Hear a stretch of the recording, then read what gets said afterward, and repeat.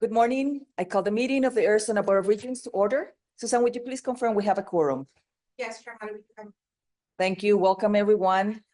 This morning, we will convene an executive session for a review of assignments with Executive Director Chad Sampson for legal advice and discussion regarding the board's contracts with the presidents and notice of appointment with the Executive Director for a few review of appointment with the Enterprise Executive Committee. At approximately 1:30, the public portion of the meeting will resume in the Humphreys Room. On Friday morning, the board will reconvene in executive session in the Doyle Reese Room for review of assignments with President Crow and President Cruz Rivera, and for other items on the executive session agenda. Following the executive session on Friday, the board will adjourn its meeting. Do I have a motion to enter into executive session for the items on the executive session agenda? So moved. There is a second? Second. Second. All those in favor say aye. Aye. Oppose? Any abstention? The motion carries. The board will now convene in executive session. Good afternoon. I want to welcome everyone attending today's meeting. The meeting of the Arizona Board of Regents was called to order earlier this morning before convening an executive session. Today's public meeting is scheduled until 4:30. A link to the live stream of the public meeting is available on the board's website under A-Boards Live or by going to YouTube and searching for A-Board News. Regent Fisher, would you please lead us in the Pledge of Allegiance? Thank you. I pledge allegiance to the Flag of the United States of America and to the republic for which it stands, one nation, under God, indivisible, with liberty and justice for all. Thank you. First of all, I would like to thank President Cruz Rivera and his amazing team for hosting us and for having a warm welcome today and will be tomorrow as well. President Cruz Rivera, also, I want to say that we are enjoying the Northern Arizona majestic weather, and all the regions here are so happy to be with you today. I would like to, before we do our first item, I would like to introduce to have Vice Mayor Austin Aslan from Flagstaff, and I would like to invite him to give us some words. Thank you. Thank you very much, Chair Mata and members of the Board of Regents, University Presidents and staff, President Cruz, good to see you. My name is Austin Aslan. I currently serve as the Vice Mayor in the City of Flagstaff. I'm here on behalf of Mayor Becky Daggett. I'm sure she would have been here herself if she didn't have a conflict.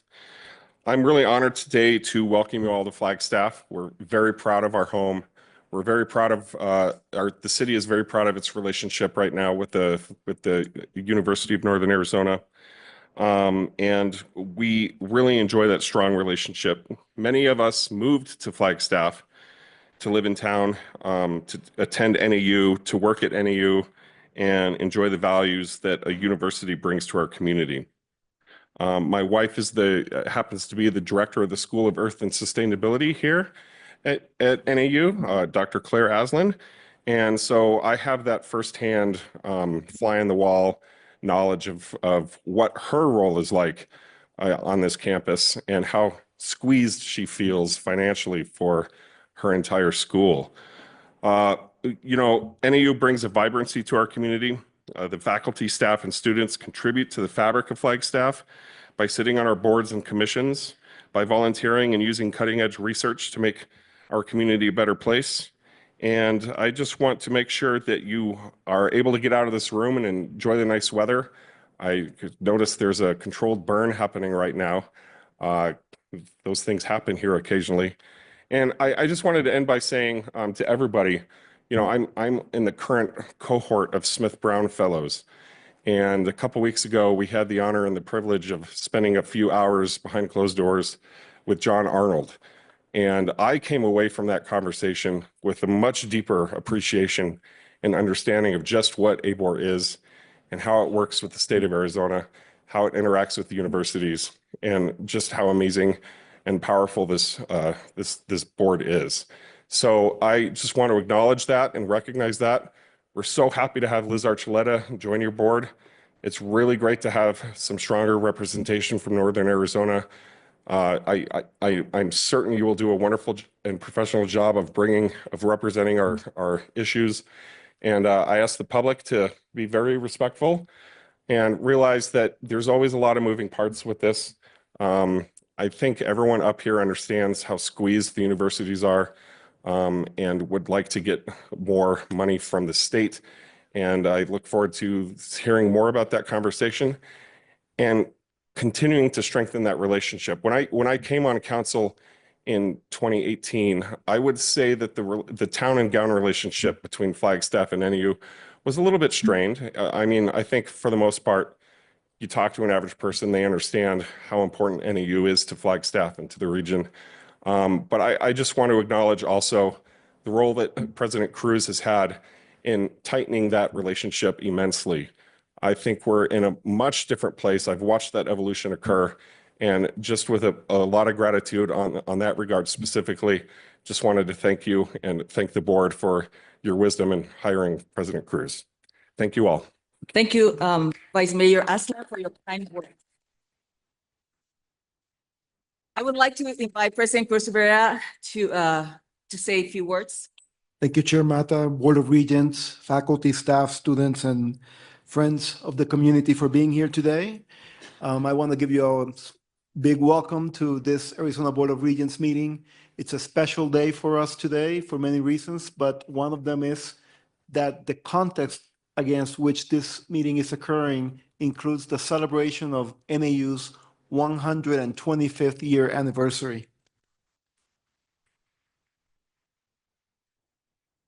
You all know during this 125 years, NAU has established a robust legacy of leadership. We have a very short video that we would like to share that illustrates this. Is up north in Arizona. This is the home of the lumberjacks.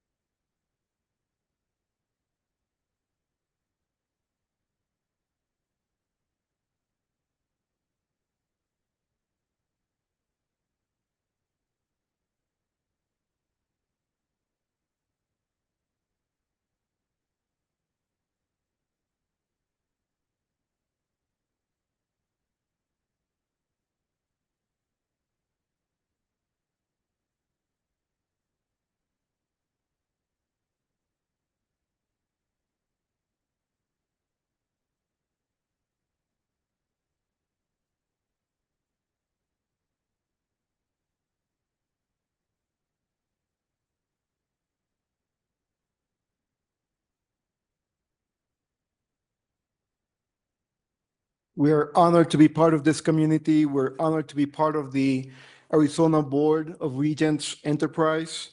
We are looking very much forward to continuing to elevate excellence here in Flagstaff and in Arizona, and we are more than ready for the hard, important work ahead. Thank you so much for being here with us. Madam Chair, I turn it back over to you. Thank you. Thank you very much, President Cruz Rivera. Our first item is call to the audience. If you have any materials for the regents, please give them to our Assistant Board Secretary, Rachel Malefors, sitting, I think she's at the right, of my here, and she will distribute them to the regents. Pursuant to board policy, time has been set aside for a call to the audience. This is an opportunity for individuals to address the entire board in a public setting to express their views or concerns regarding matters of board governance. The board reserves the right to limit the number of presenters on any one topic. Regents do not respond to comments made during the call to the audience. However, we do hear your remarks and we ask the appropriate person to follow up and provide us with information on any issues raised. When you're called to speak, please proceed to the lectern. To keep us on schedule, each speaker has no more than 3 minutes.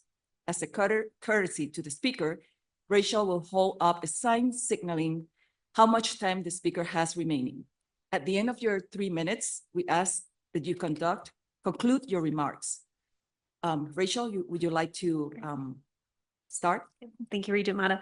Our first speaker is Nate Damian, followed by Michael Kincher.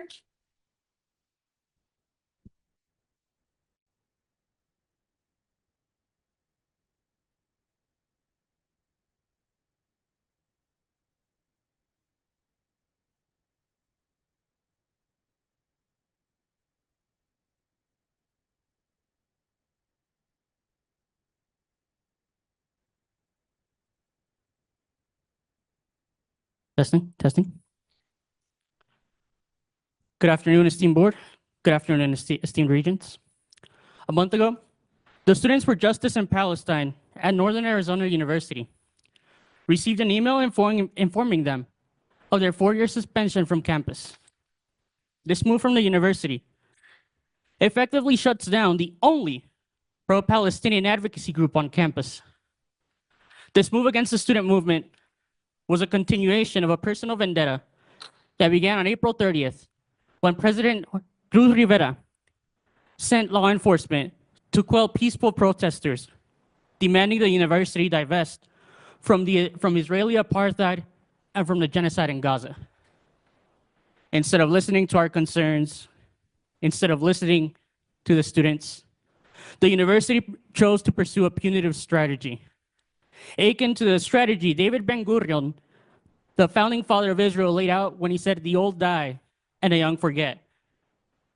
This strategy of suspending the Students for Justice in Palestine for 4 years is an effort by the university to stifle freedom of expression and freedom of movement. And the university, with this move, hopes that the student body will forget that there is justice and liberation to fight for. With this move, the university hopes that the student body will not remember the events that took place on April 30th, and that we will just move on and act like there is no repression of freedom of speech, like there is no repression of freedom of expression. And the university hopes that we will forget that in the aftermath of April 30th, the university has begun acting as an authoritarian state, stifling the student movement as well as student speech and student thought. The students at Northern Arizona University demand that freedom of speech be restored, that the university guarantee the right to express oneself, that the university guarantee the right for dissident protests to take place, that the university guarantee the right for us to raise our voices and demand a free Palestine, an end to the genocide and an end to apartheid. Until the university does not guarantee this right, they cannot claim to be the bearers of freedom. They cannot claim to be the bearers of intellectual thought. Because by stifling the Students for Justice in Palestine, by stifling the student movement, President Cruz has signaled that he prioritizes his donors over the First Amendment. And the students demand that the university become a place where we are allowed to express ourselves freely.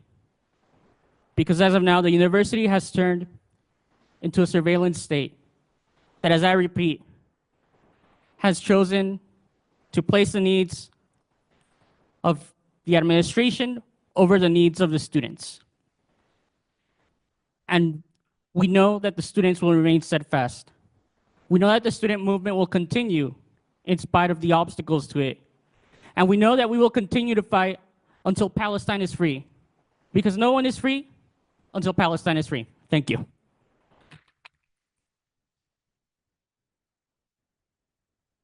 Michael Kitchener, followed by Haiti Hassani.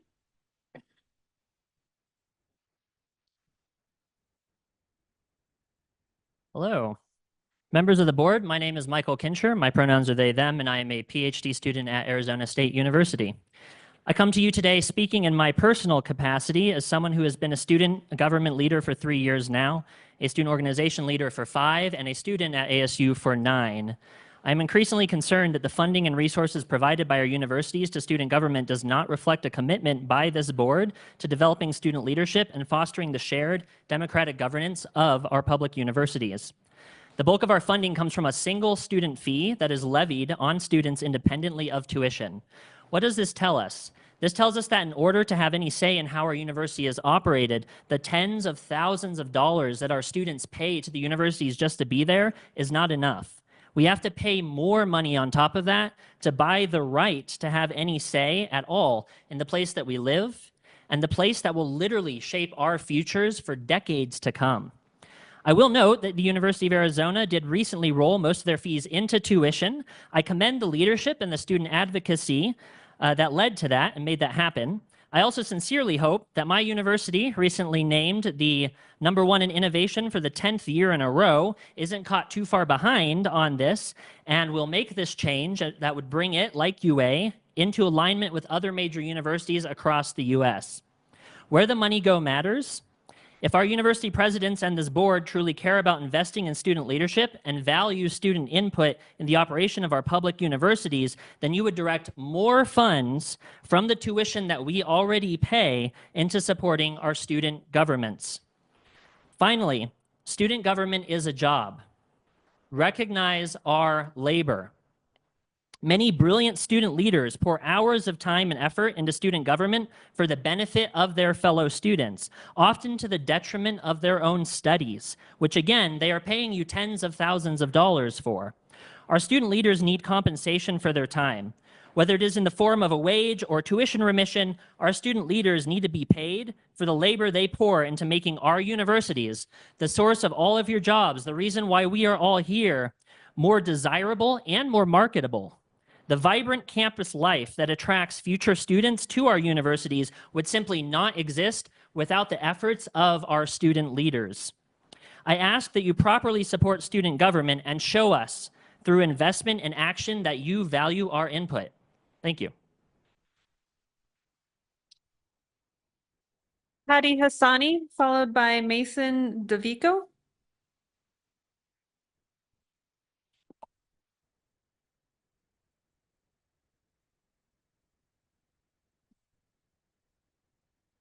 Good afternoon, everyone.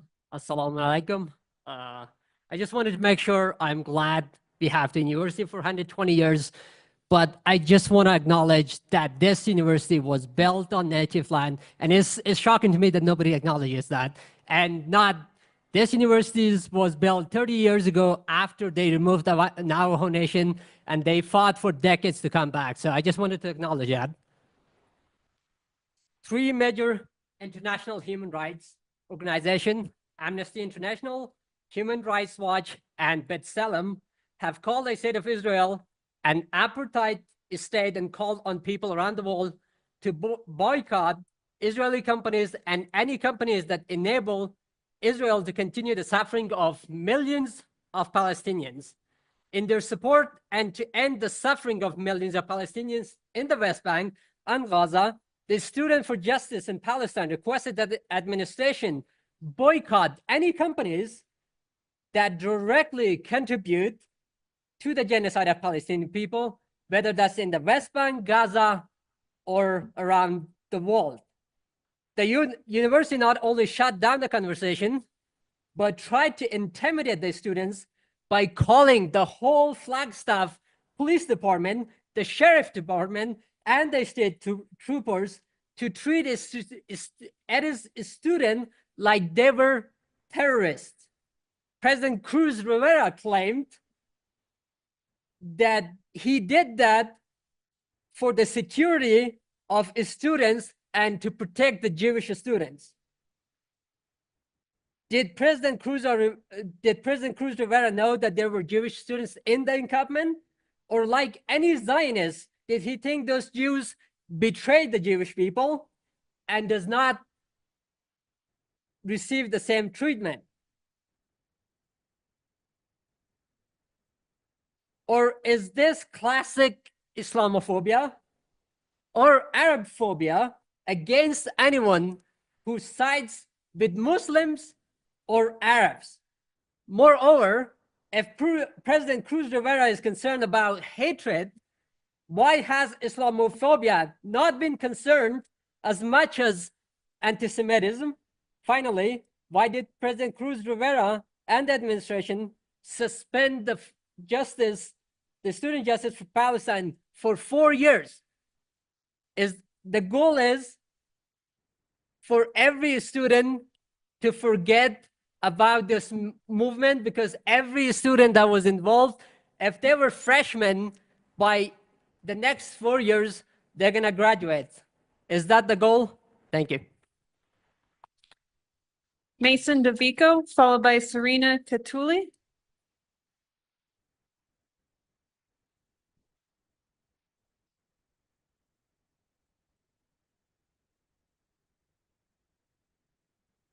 Good afternoon, esteemed regents, fellow students, and guests. My name is Mason DeVico, and I'm the student body president of ASU Tempe.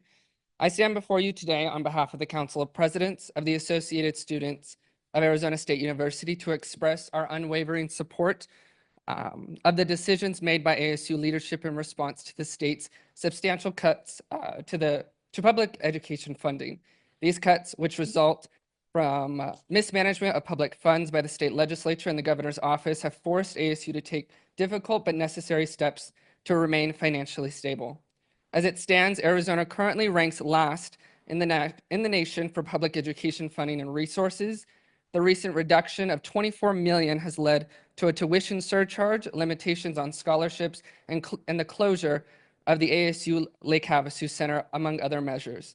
These actions are not due to the mismanagement by ASU, but are a direct result of the state's failure to support its public education system. Programs like the Arizona Promise program, meant to offer critical financial aid, now rely heavily on university resources due to the state's failure to meet its obligations. It is alarming that in 2024, Arizona's per capita investment in higher education is less than half of the national average and just a quarter of what states like Wyoming allocate. While other states are enhancing their higher education systems to drive innovation and growth, Arizona's leadership continues to underfund our institutions, jeopardizing the future of countless students. The Associated Students of ASU, with one of our governments overseeing a $3.6 million budget, demonstrates that diverse representation, embodied by the 40 senators who have consistently reached full consensus, can lead to meaningful progress for our students. Across ASU, there are 5 budgets, and time again, every student government has come together to approve budgets that truly prioritize increasing opportunities and benefits for students, rather than merely allocating resources. Even when faced with the state's new mandated student government funding policies, we have ensured that more resources are being directed to students than ever before. If we can come to a consensus on a budget that increases opportunities for students, it raises the question, why can't the state do the same, as their resources are exponentially larger and their mandate even broader? It is with this that we urge the Arizona Board of Regents to deliver this message to the governor and the state legislature. Do your job. Provide the necessary funding that public higher education deserves so that Arizona can continue to foster student success and innovation. Thank you. Serena Catuli, followed by Brendan Trachel.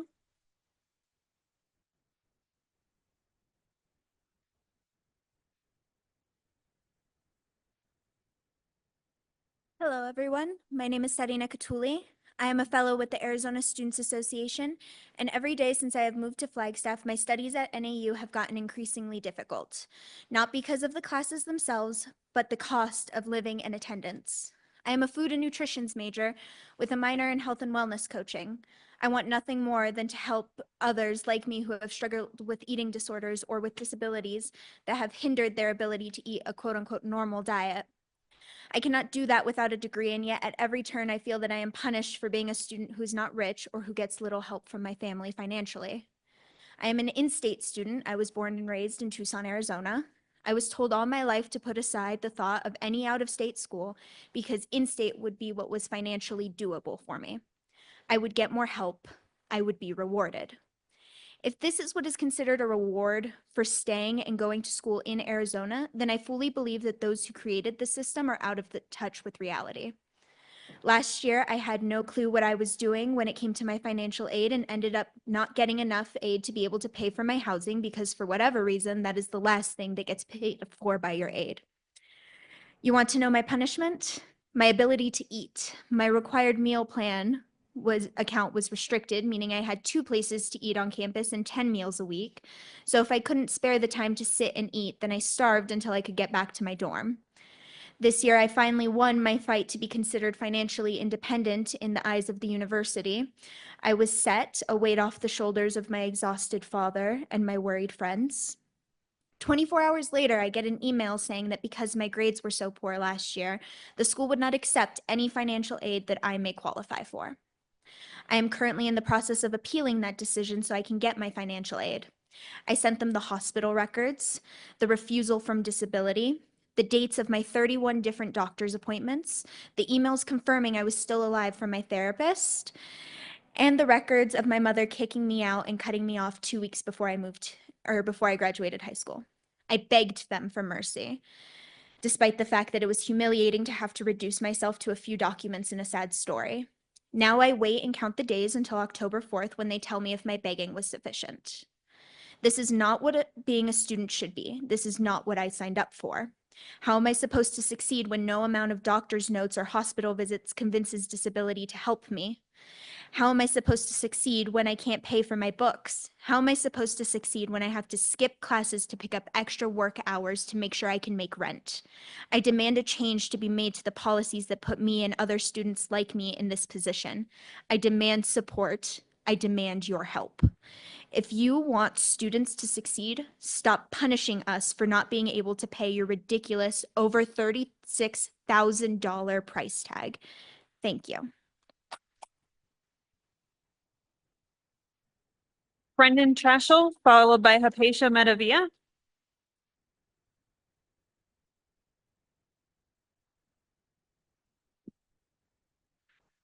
Good afternoon, Regents, and thank you for allowing me to speak today.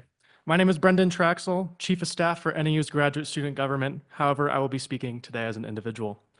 Before I begin, I'd like to thank Regents Archuleta and Fisher for meeting with me during their NAU visits this past month. Today, I'd like to bring the attention of the board to the current state of the Student Legal Assistance Program as described in ABOR Policy 5-210.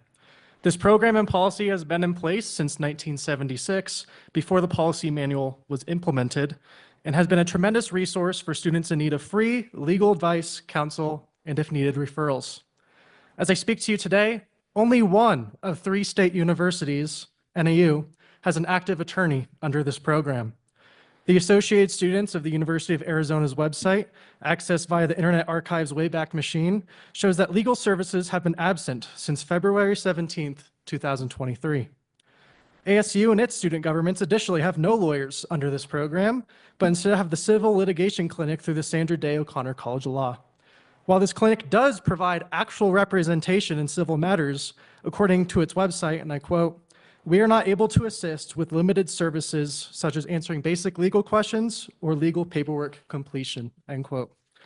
Additionally, the webpage notes that they're only able to take a limited number of clients and that this resource is for the entire Phoenix Valley metro area population, not just students.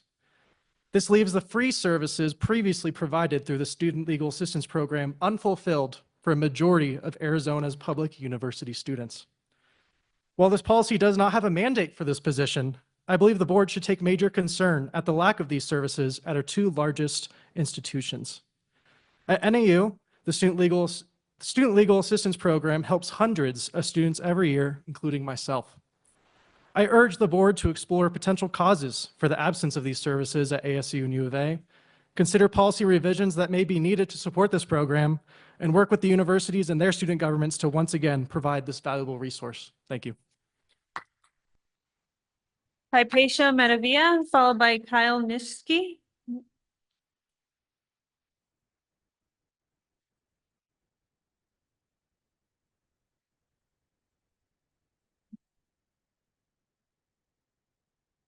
I'm Hypatia Medavia. I'm a grad student at ASU, and I will be reading a statement from a graduate student within NAU's College of Health and Human Services, who recently underwent an increase of student fees of an order of magnitude from $360 to $3,600. At Northern Arizona University, students in the College of Health and Human Services have spoken up about the exponential fee increases with little to no communication from administrators. This student body is largely composed of working professionals, many with families, who selected the Family Nurse Practitioner program based on its affordability and made financial plans based on the advertised program fees at the time of entry. The magnitude of this program fee increases have driven many students to withdraw from the program, transfer to other programs, or make large financial sacrifices to remain in the program at NAU. The fact that these students were not grandfathered in under the prior rates is out of line with practice among public universities in Arizona. It should be mentioned that this program fee increase of 900% is also unprecedented. Students who were given advance notice had a very short window to absorb these changes, and many students were given no advance notice. Students that entered the Family Nurse Practitioner program in the summer semester were not aware of fee increases until tuition bills were issued in July. The University and College of Nursing have made it clear that they will not provide any flexibility in terms of waivers, exemptions, or other practices to aid students in absorbing these dramatic increases. When discussing the changes and how the university managed this transition, it is understandable why so many students have had to place their academic pursuits on hold or look elsewhere for more affordable education. The student body is requesting that ABOR modify its positions to allow students to continue under the previously agreed upon fee structure for the remainder of their programs. I will remind you all that the University of Arizona recently changed their policy to roll fees in with tuition, a change that ASU and NAU have so far refused.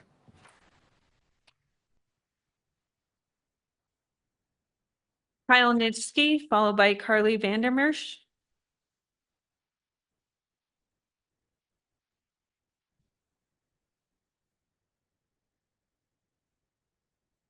Good afternoon, Chair Mata, Regents, University Presidents. Thank you for your time today. My name is Kyle Nitschke. I'm the Co-Executive Director of the Arizona Students Association. I'm just here today to speak to you all today and reinforce some of our students' needs. You recently heard Serena's story, and we know the cost of our universities are too high here in Arizona, and we know that the state legislature is part of the reason to blame for that, and we've heard that a few times today. But it's so important that with this lack of state funding that we continue to treat our students with empathy. Again, to hear from Serena, how we punish our students who are struggling instead of supporting them is really what's wrong with the system. And we need to introduce payment programs for food and housing that don't come with extra fees. And we must implement policy to never threaten students' food or housing just because they can't afford it.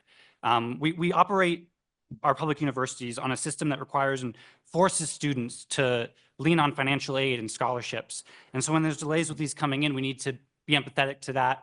We need to have payment plans without fees again. And we need to have policies that aren't punishing students who are late on some of these costs. Additionally, there still needs to be accountability for the violent escalation of peaceful student protests by campus police and university admin that happened last spring. Not just here at NAU, but statewide. We know what you did, and you're not going to get away with it. Finally, on the topic of voter registration, I think that's very relevant to the state budget here. We need our students voting if we want to get funding to our state universities. Recently, our NAU professors were directed to not allow voter registration in their classrooms because it was a partisan activity. I think that's something that really needs to be looked into and investigated. That's not something we've seen in the past. We've really had good luck doing nonpartisan voter registration in the classes, and we just had 13 class wraps canceled next week. We're going to go do education and really give these students all the information they need to go vote this year. So that's something that needs to be looked into. I'll remind you all that the 1998 Higher Education Act, universities must make a good faith effort to register enrolled students to vote, and you are required to mail or email every enrolled student a voter registration form. I'm not sure if that's happened at all of our public universities yet. I'll also just highlight that we need early voting on all of our campuses. Up here at NAU, we have a drop box, which is really wonderful. At U of A, they're doing early voting every day leading up to the election, but then they're taking that vote center away on election day.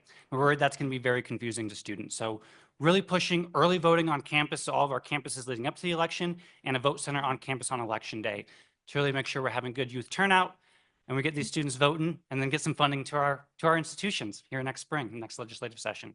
Thank you all so much for your time. Carly Vandermeersch, followed by Nico Valdez.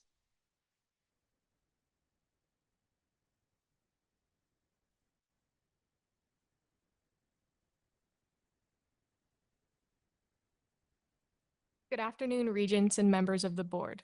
My name is Carly Vandermersch, and I'm the 2024-2025 Student Body President of the Associated Students of Northern Arizona, or ASNAU, our student body government here on campus. I'm here today speaking on the behalf of all the student body presidents of your Arizona universities.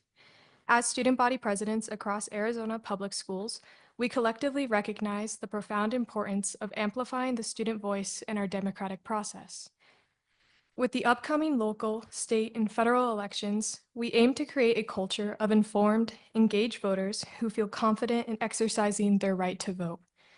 Our collective efforts will focus on raising awareness and educating our student communities about voter registration and the importance of their vote.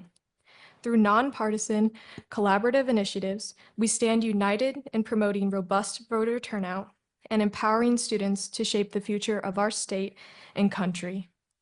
Though we may represent different universities, we affirm commitment to the ideals of democracy and shared governance, demonstrating that our collective voice is stronger than any individual effort. We invite the Arizona Board of Regents to join in these efforts and to ensure that the voices of Arizona students are heard, respected, and acted upon. Through this collaborative effort, we seek to bridge the gap between campus life and civic engagement, ensuring that we, as students, take an active role in shaping our future. I also have a signed copy of the statement with all of our signatures on it if you would like to see it as well. Thank you. And our last speaker is Nico Valdez.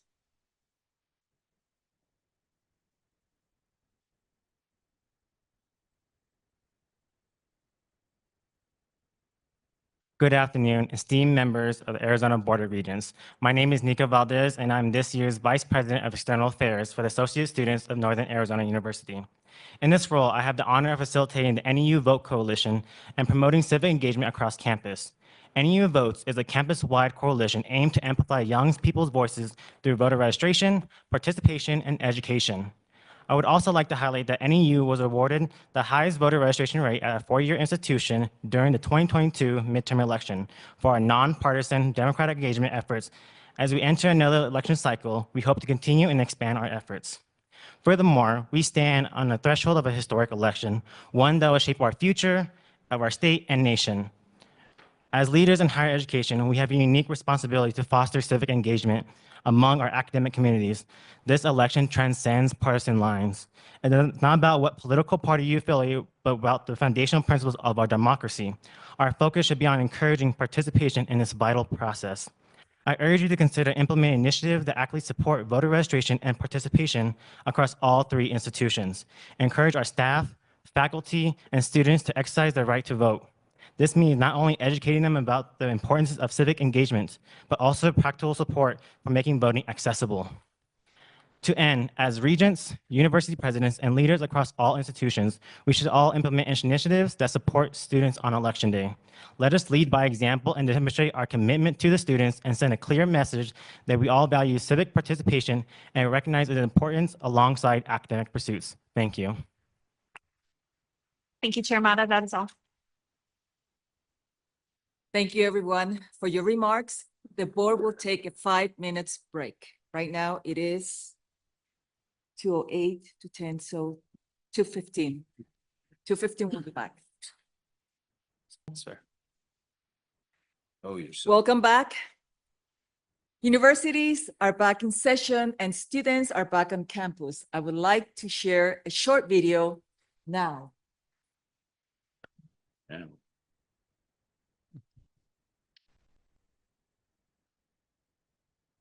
There she.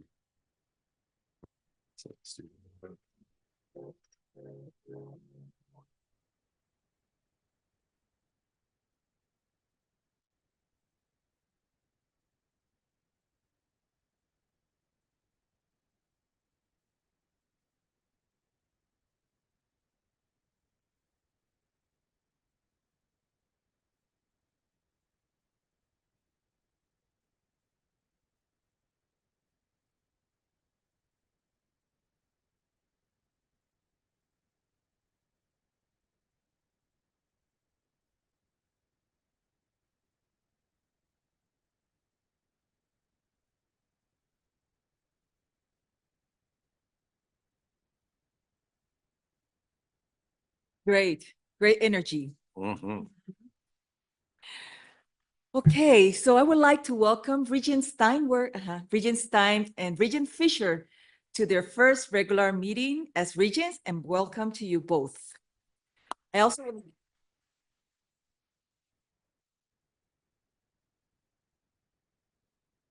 I would also like to welcome Professor Ellis as this year's AFC representative. Please give her also the round of applause. I'm pleased to announce that the applications for 2025 Regents Cup are now opened. Regents Cup is a tri-university speech and debate competition celebrating free speech. Regents Cup honors participants for articulating different point of view, anchored by respectful and civil discourse. This year's competition is centered around the theme, the government and the people, the social contract, and will take place on April 12, 2025 at NAU. Yes. Wow, yes. So I would like to thank Regent Goodyear, who's not present right now, for being the COP advisor this year, and know we can look forward to a truly exceptional event. Presidents, I hope you will promote this event to your students, and it's truly an amazing opportunity to earn scholarship and gain some great experience. I also would like to take time for amazing news and stories from our university. That's one of the things I have asked our staff to always present during our board meeting, because while there are so many amazing things happening every day, here's just a few of them, and we saw some of this through our video. The University of Arizona welcomed its largest and most diverse class in university history, with more than 9,300 first-year students, including a record 4,900 Arizona residents. The university have experienced growth in enrollment from across the state, particularly from Coconino County, which increased by 19%, and from Yavapai County, which grew by 75%. Nearly 41,000 students joined the Sun Devil family, including first-year transfer and graduate students that enroll across ASU campuses, locations, and online. Of the new cohort, 17,000 are incoming first-year students, and of those, 9,170 are Arizona residents, a university record. In total, the university will be welcoming, or they have welcomed 18,100 new students from Arizona, an increase of 9% from the prior year. Over any current given year, counting unique enrollments across all sessions of fall, spring, and summer, ASU enrolls more than 181,000 students. And I'm waiting for the applause at the end, because I'm giving out this to the three university, because I really am excited to have this great news. So NAU is empowering access and success for students, and this year we welcome our most diverse first-year class ever, with students representing all 15 Arizona counties, 50 states, and 51 countries, and coming from all backgrounds and walks of life. In addition, NAU recorded its highest ever 6-year graduation year, as we continue our focus on student success and providing unparalleled educational value to our students. Please give a round of applause to all these three universities.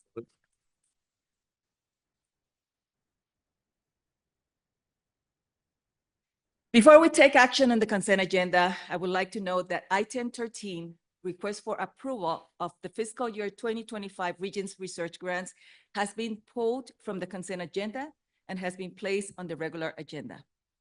Items on the consent agenda includes 8 to 12 and 14 to 31.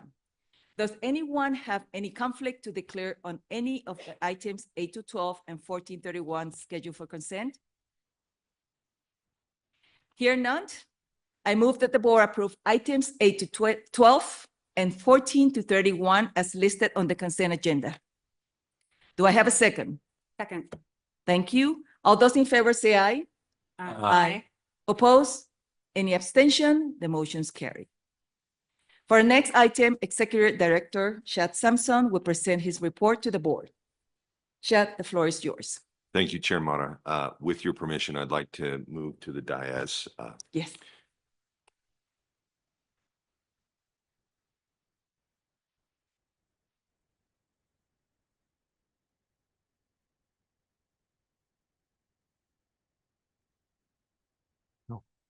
Perfect.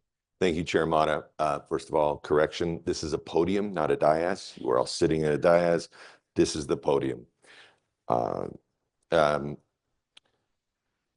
Good afternoon, board members. This is my first opportunity to address you as your executive director for many years, for a very long time. The board has put out a statutorily required annual report. This annual report is done beautifully by Sarah Harper and her team every year.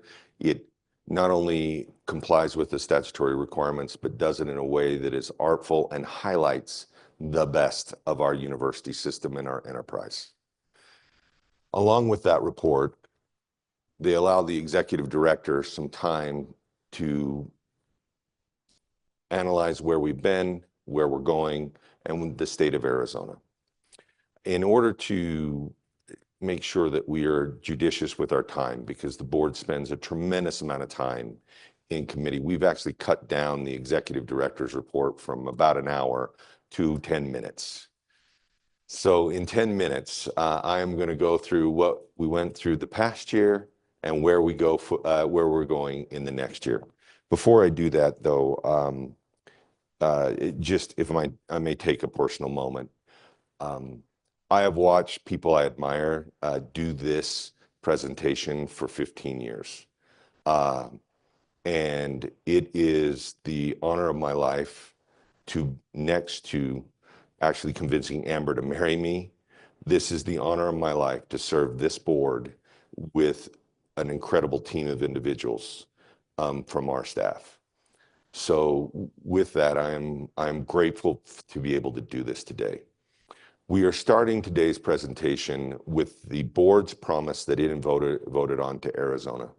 This is, we have a mission statement, we have a vision statement, but I love this promise. Regent Duvall worked on this promise with board members, and it was passed by this board because I think it sums up what this board does day in and day out, which is endeavor to increase post-secondary access and attainment for Arizona students, to seek solutions to societal challenges, and to do both while increasing quality, affordability, and efficiency.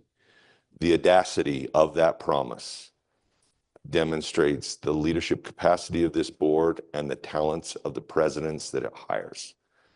So with that, I hope that as I go through the various slides in the next now 7 minutes that I have left, that the board remembers this promise should bleed through and tie through everything we talk about. In the past, and actually, a shout out to John, he's done this beautifully throughout the years, but the board has gone through where the state of Arizona is and the universities by the numbers. I've narrowed this to one slide, but just because these numbers are on one slide does not discount the impressive and giant nature of these institutions that you govern. You now govern and are fiduciaries for institutions over 3 distinct platforms that educate 230,000 students, do $1.6 billion in funded research. That's not including the additional unfunded scholarship and research they do. They have 30,000 employees, FTEs. They issue 182 patents a year, and they award 52,000 bachelor's degrees every year. The numbers are impressive, but I really liked what the CEO of the Arizona Chamber, Danny Seiden, said just a couple of weeks ago about our universities and about this board. He says, every employer around the table will tell you that their #1 issue is workforce. They see the universities as essential to fulfilling that need. I think that the business community wants to see our universities thrive. I agree that the business community wants to see us thrive. Policymakers want to see you thrive. But at the end of the day, it is the difficult work this board does and the challenges it gives its presidents that actually produces the talent necessary to help our state move forward. So with that, last year, I am not going to recount all of the difficulty, issues, challenges this board faced. I will needless to say, we saw some very big challenges.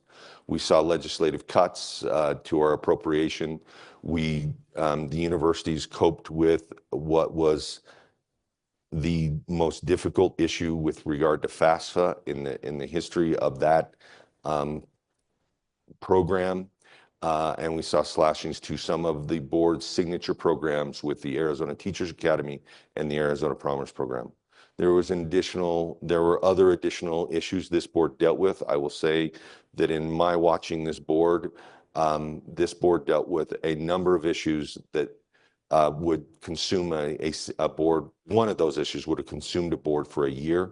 You all dealt with them with grace and with leadership and with stoicism. But I don't want to focus on the issues that were the challenges, because one of the things I would like everyone to know that this board is just not a crisis management board. It is a strategic board. It is the problem-solving board for the state of Arizona. You've hired Suresh Garamella. Dr. Garamella is a world-renowned leader and a highly respected president to join President Crow and President Cruz Rivera to help lead your institutions. That was a giant success. You did it in challenging circumstances, and I have nothing but highest hopes for where this enterprise goes forward. There was several wins that we don't get celebrate enough. We had the universities under your charge won several centers and hubs. The U of A-led OSIRIS-REx mission singularly needs to be spelled out, because it's one of my favorite photos ever taken was those researchers and those scientists collecting that material as it fell to earth. That is a beautiful moment, and that happened this year. The universities continue to all three be Hispanic serving institutions. They continue to thrive as examples of free speech. All three of our institutions, if I can keep going, are fire rated green, and we're in the top 30 now. Fire has started ranking institutions, and all three institutions are in the top 30 fire institutions for free speech. In addition to the large system wins across your universities, the board office is deploying its assets to make sure that we are successful. Several years ago, or a couple of years ago, the FAFSA responsibility was integrated into the Arizona Board of Regents. Since that time, our completion rankings, despite the challenges with FAFSA, have continued to go up under this board's leadership and the leadership of the individuals they've hired. Julie Signs, we moved past Idaho, Utah, and Alaska, and we have the state of Washington in our sights and are likely to pass that next year. In addition, we have been selected as one of the learning communities by SHEO. In case you don't know what SHEO is, it's the State Higher Education Executive Officers Association, to be one of their mental health learning initiatives.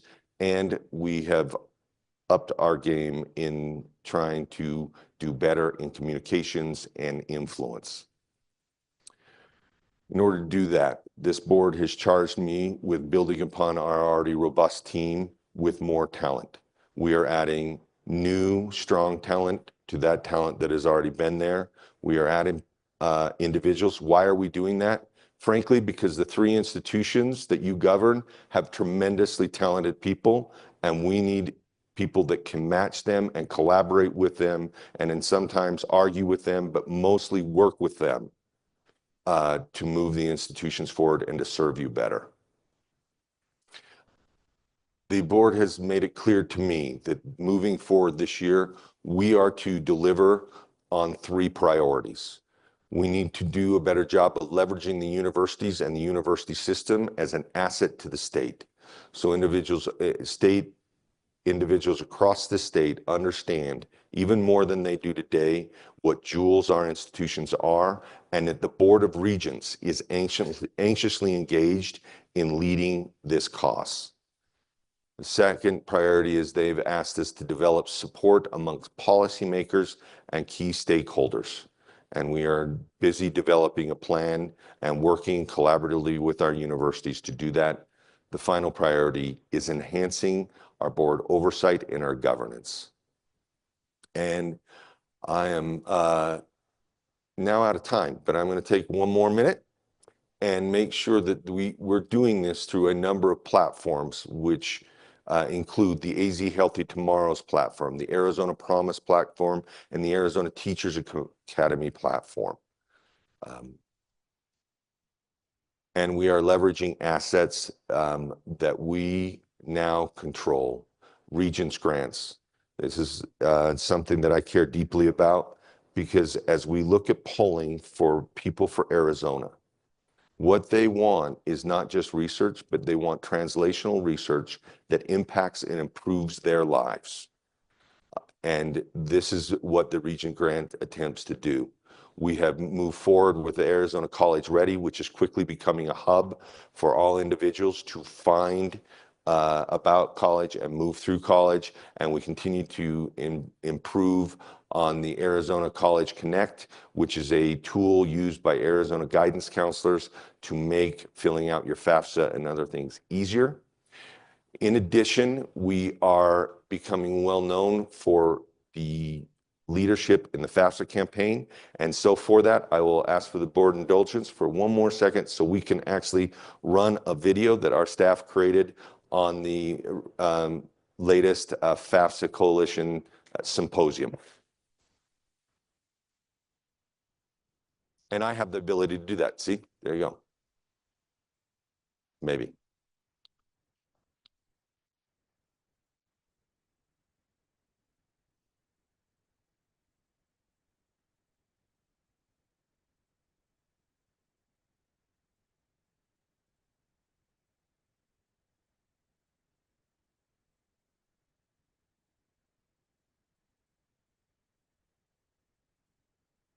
Dedication, along with the efforts of the Arizona Board of Regents and the Arizona FAFSA Coalition, plays a crucial role in ensuring our students have the resources and guidance they need to pursue higher education. Whether it's a 2-year degree, a 4-year program, or a certificate, education opens doors to better opportunities, higher earnings, and a brighter future.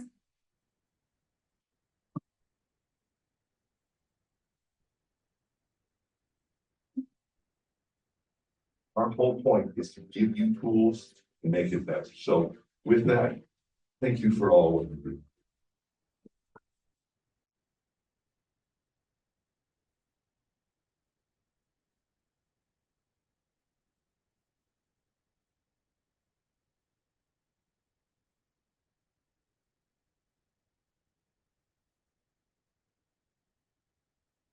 Together, we're helping them achieve their dreams and paving the way for a brighter future for all Arizonans.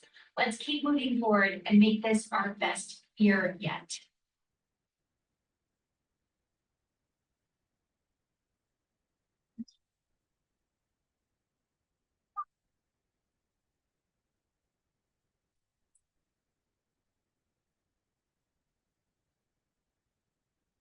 Have you completed your FAFSA? Have you completed your FAFSA? Oh, let's go. FAFSA peer counseling, do your applications, get signed up.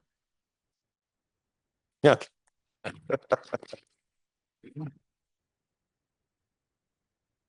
The FAFSA Symposium, Regents Grants, National Institute for Civil Discourse, Arizona College Connect and AZ College Ready are just some of the tools.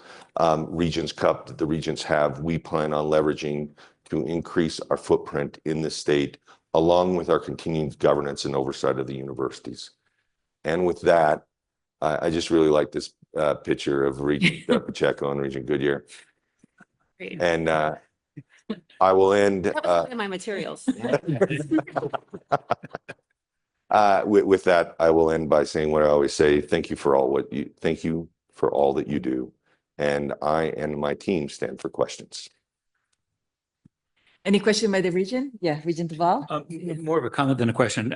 Chad, first of all, the quality of our reports, what a joy. I mean, both video and print. So congratulations to that team. Congratulations to you. Your reorientation of the focus of the board, I mean, of the staff reflects the board's priorities, and we're all very grateful for that. You're off to a very fast start. And just wanted to speak for myself, and I'm sure other members of the board, that, thank you for the leadership that you're providing. But secondly, Madam Chair, I did think that among the many things that we announced, I think there are three that are just worth also mentioning. First, President Jose Luis Cruz Rivera, you're joining the National Academy of Arts and Sciences is a terrific accomplishment for you and a great statement for NAU. And so congratulations. Very important. President Grow, 10 years in a row, the most innovative university in the United States. That's an extraordinary accomplishment. Congratulations. And notwithstanding that the U of A is going through some obviously short-term challenges, moved up in the rankings in U.S. News and World Report in multiple categories and will reach $1 billion in research this year. So great work all the way around.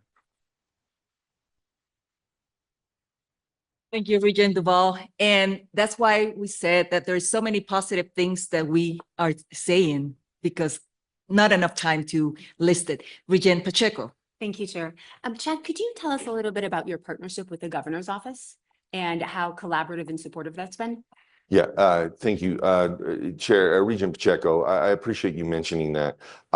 Through the FAFSA coalition and our FAFSA symposium, we've been able to partner with the governor's office on a couple of items, but and they have given us over $1 million to partner and improve FAFSA. And so we are very grateful to the governor's office. It is one area where, again, we can use board assets to leverage closer partnerships with policymakers and decision makers. So thank you for highlighting that. We will do more of this with the boards and make sure the board is aware of this, because it is fast becoming one of the things we are known for nationally.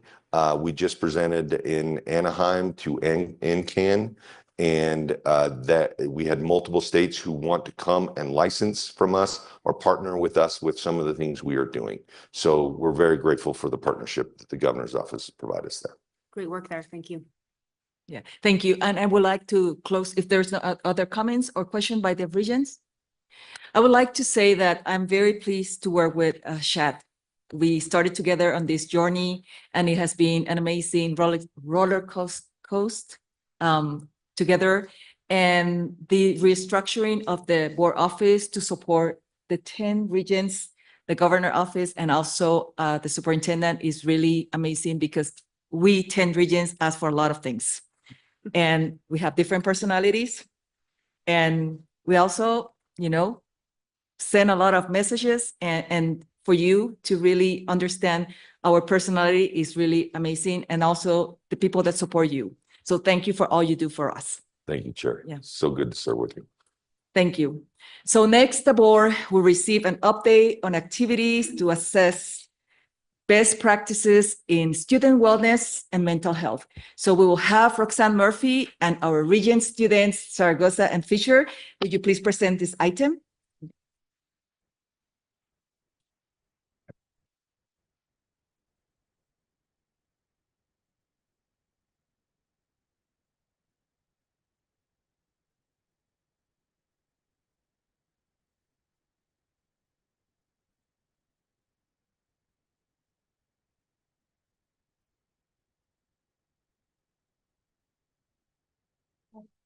Go. Well, okay, perfect.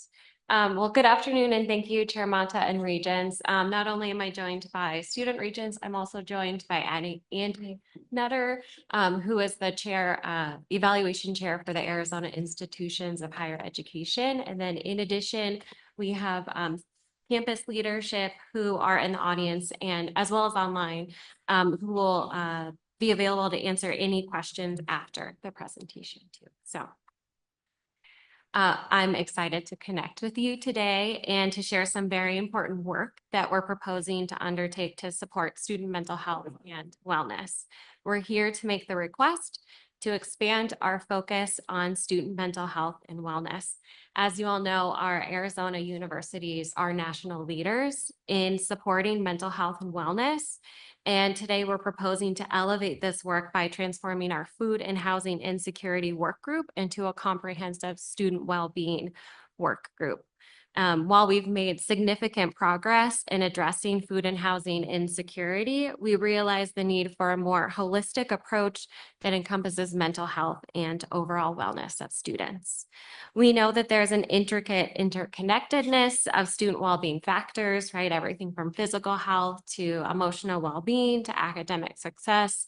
They're not isolated, but truly all aspects of a student's overall well-being. So when one area suffers, we know that it impacts another. For example, a student who's struggling with anxiety might experience physical symptoms like insomnia, which in turn will affect their ability to concentrate in class and therefore perform academically.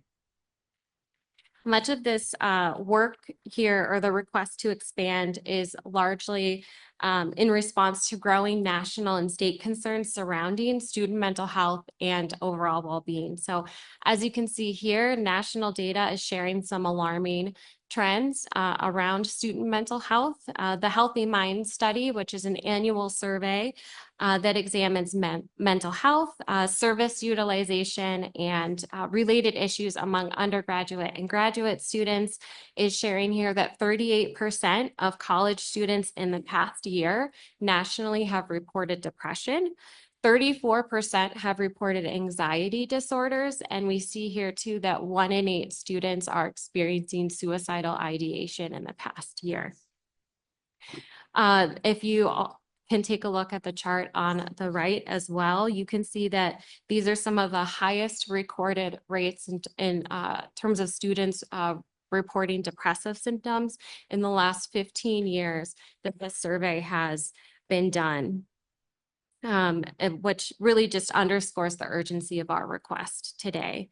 Additionally, while it's encouraging to see that 61% of students with symptoms are using mental health services, which is up 59% from last year. Nationally, we are still facing significant challenges. So we see here that only 7% of students would think less of someone for seeking mental health treatment. However, 41% of students believe that someone would think less of them for seeking help. So we know that this perceived stigma remains a barrier to care for many, many students. So I'll also just share the ways that mental health impacts attainment. We can see here some of the data and the challenges that our students are facing. So first, mental health significantly affects academic performance. 64% of students who dropped out cited mental health as a key factor. This isn't also just about temporary setbacks. It's about students leaving higher education altogether. Students struggling with poor mental health are twice as likely to drop out, and even if they do persist, they take longer to graduate. The 6-year graduation rate for students with mental health issues is just 49% compared to 67% for students without such challenges. So nationally, just thinking about this too, the 18 percentage point gap represents thousands of students whose academic journeys are disrupted or entirely derailed due to mental health concerns. I'd also like to highlight an important initiative that's informing our approach, but you all just, which was shared by Chair Mata in June and was just shared too by Chad, Executive Director Chad, and that's Arizona's participation in the ShioJet Foundation Learning Community. We're really proud to be one of 5 states that were selected to participate. And the focus of this learning community has really been to develop state and system-wide policy recommendations that are further promoting student mental health. This initiative has really provided us with invaluable insights and best practices from across the nation, and believe it's really reinforced our commitment to being at the forefront of student mental health. It's also provide us with a unique opportunity to contribute to the national conversation on this critical issue and also potentially shape policies and practices beyond just Arizona.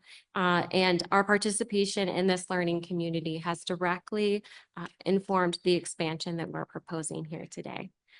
While these national trends are providing crucial insights, it is essential that we understand how these issues are manifesting here in Arizona. So this is where the Arizona Institutions of Higher Education, or AZIAG, plays a vital role in serving as a bridge between the national context and our local context. So to dive deeper into the Arizona-specific data and the important work of AZIAG, I'd like to hand it over to Andy Nutter, who's going to speak. Hello, Chair and Regents. I have the privilege to share the history behind the AZIAG network, our mission, as well as the AZIAG statewide health survey. The history of this network stretches back to the early 1990s when health prevention professionals across the state of Arizona committed to working together to support college student well-being. Present day, our mission is to proactively address substance misuse and violence prevention and efforts to support student emotional well-being. Through collaboration, this network is committed to creating healthy and resilient individuals and communities by raising awareness on student well-being, reducing the prevalence of violence and substance misuse, promoting student emotional well-being initiatives, and developing student capacity to be academically, personally, and professionally successful.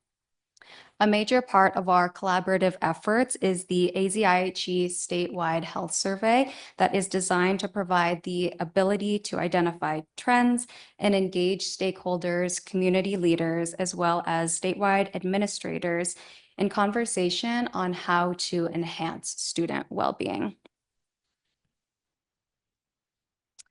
The AZIAG network, it started as a consortium of professionals seeking to raise awareness on alcohol and other drug AOD use with the intention of creating collaboration among stakeholders in Arizona.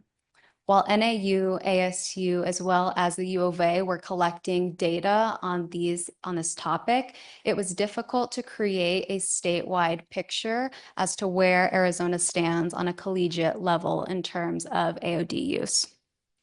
The AZIAG statewide health survey was developed as a means for our institutions to share an aggregate report.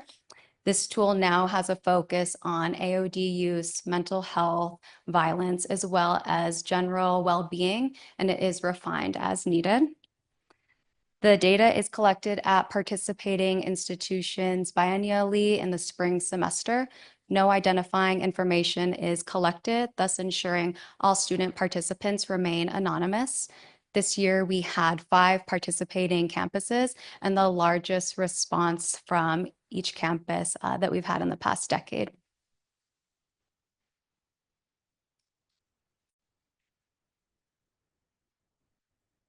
This tool asks participants about the mental health symptoms that they have experienced in the past year.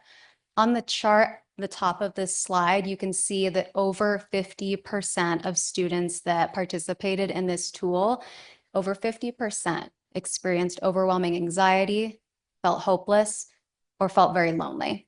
Additionally, you can see that 14% of students that participated in this tool reported that their mental health made it very difficult to go to class, to work, study, or get along with others. The bars to the right show the increase in these items that were reported by students that said they felt hungry at a time but did not eat because there was not enough money for food in the last 12 months. When speaking about student well-being and personal and academic success, it's important to provide our students in higher education with the tools and resources to address their academics, nutrition, as well as their mental health. This will help them feel that they don't need to prioritize only one, but providing them with the tools for their general overall well-being. Additionally, it's important to recognize the many stressors in life, whether you are a student in higher education or not: work, health, finances, family responsibilities, etc., as well as the stressors that our students in higher education face: enrollment, coursework, financial aid, perhaps being away from friends and family for the first time, securing an internship or work-study position. Here on the bottom, we can see the AOD, alcohol and other drug use, that students reported using since August 2023. The bars to the right show AOD use among students that reported their mental health made it very difficult to go to work, study, go to class, or get along with others. From this data, you can see that there is a 61% increase in any form of cannabis use among those that reported their mental health made it difficult for them to engage in daily life. Students may be using cannabis or other substances as a coping mechanism, and this invites the conversation of providing substance use education as well as skill training to students in higher education.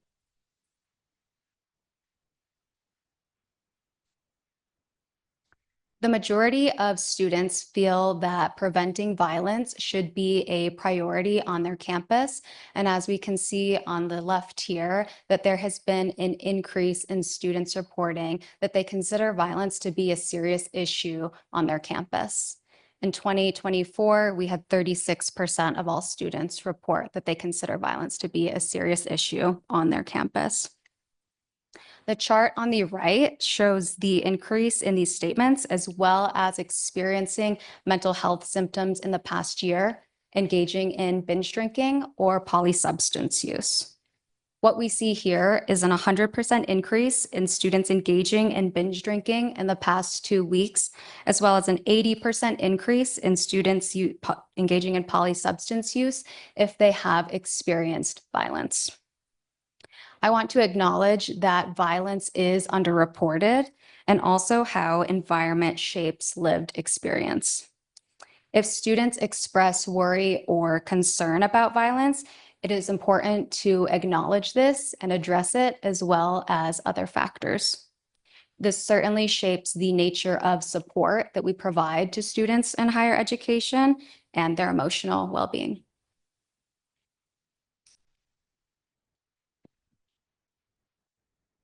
This slide highlights information students received during the current school year over time from 2014 to 2024. Here we can see that students receive information on a variety of topics regarding well-being. I want to recognize the shift from millennials who engaged in receiving information largely from posters to Gen Z, where social media is a huge communication platform. It's key to meet students where they are at, and that may mean that students are not comfortable picking up a phone to ask for help or ask questions regarding resources. This may mean that they prefer to engage with a chat box or texting or social media to inquire about resources that are available to them. We've also learned from student focus groups that students very much appreciate the opportunity to connect with higher educational professionals in person outside of the classroom setting or outside of an office. It's important to also keep the pandemic in mind when we see an increase or a decrease in information received, and acknowledge that we are building up momentum again to where we saw the height of information received by students in Arizona in 2018. I want to wrap up the data portion of our presentation by recognizing the impact of campus climate. Among all students that participated in this tool in 2024, 81% reported they feel that students' health and well-being is a priority. And 81% also reported they feel the campus climate encourages free and open discussion of students' health and well-being at their college or university. This truly speaks to the work that's being done in higher education in Arizona, and I encourage us to continue to leverage this data being collected to inform next steps, as well as highlight the community responsibility of supporting students in higher education in Arizona.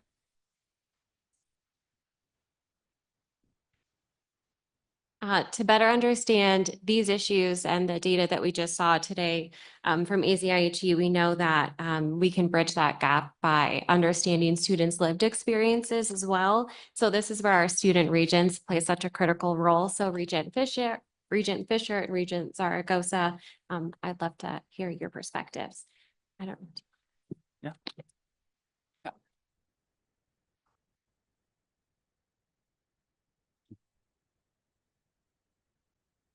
Let's see if I can get a handle on this. All right.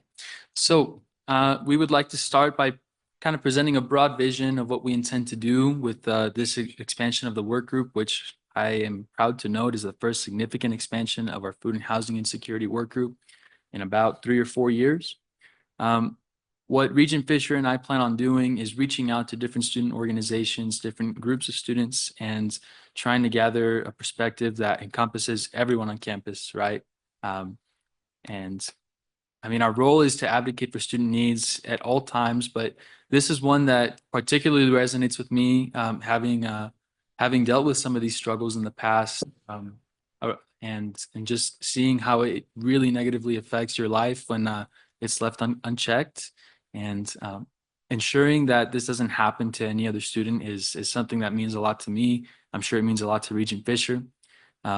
What this will look like is reaching out to student organizations, inviting them in for listening sessions, which Regent Fisher will expand on in a little bit, and just discussing what their struggles have been, what symptoms they've been facing, how they've been dealing with it, and what help we can offer, you know, whether it be just a listening ear or recommendations to take advantage of university resources. So I'll hand it over to Regent Fisher to expand on that a bit more.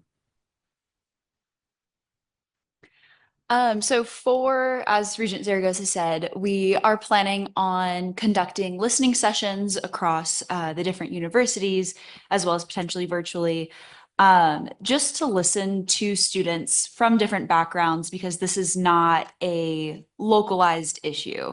As a community assistant here at Northern Arizona University, I work really closely with a lot of first-year students, and I see how difficult it is making that switch from being in high school, having a family support potentially, and then being out on your own, as well as struggling with that like myself. So it's definitely a broad issue. So we want to make sure that we have broad representation.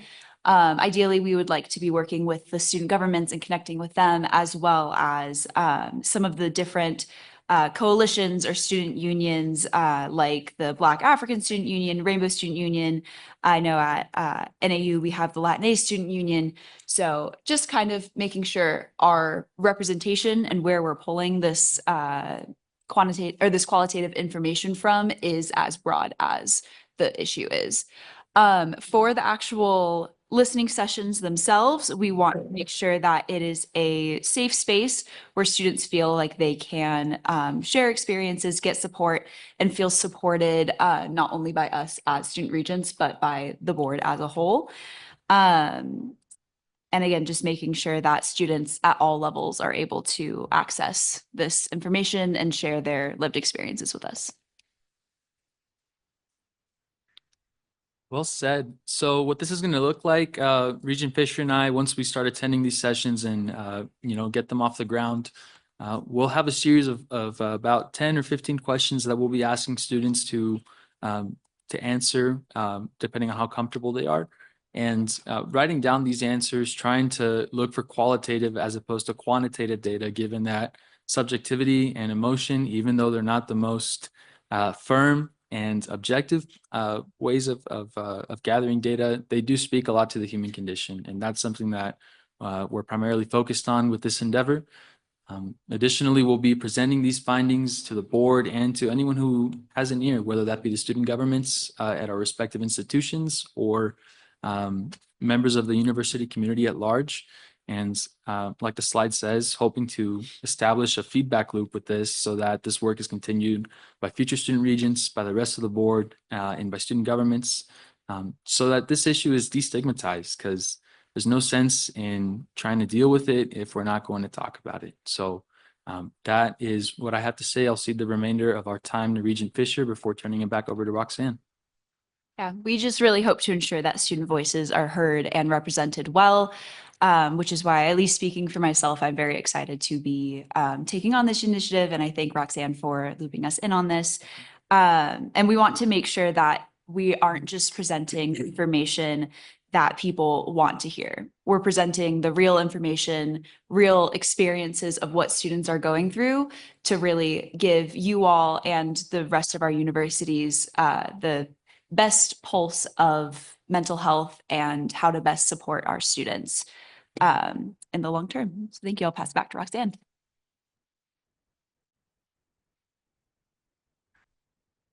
Thanks, Regent Fisher and Regent Zaragoza. I'm going to briefly walk through our proposed work group structure and direction.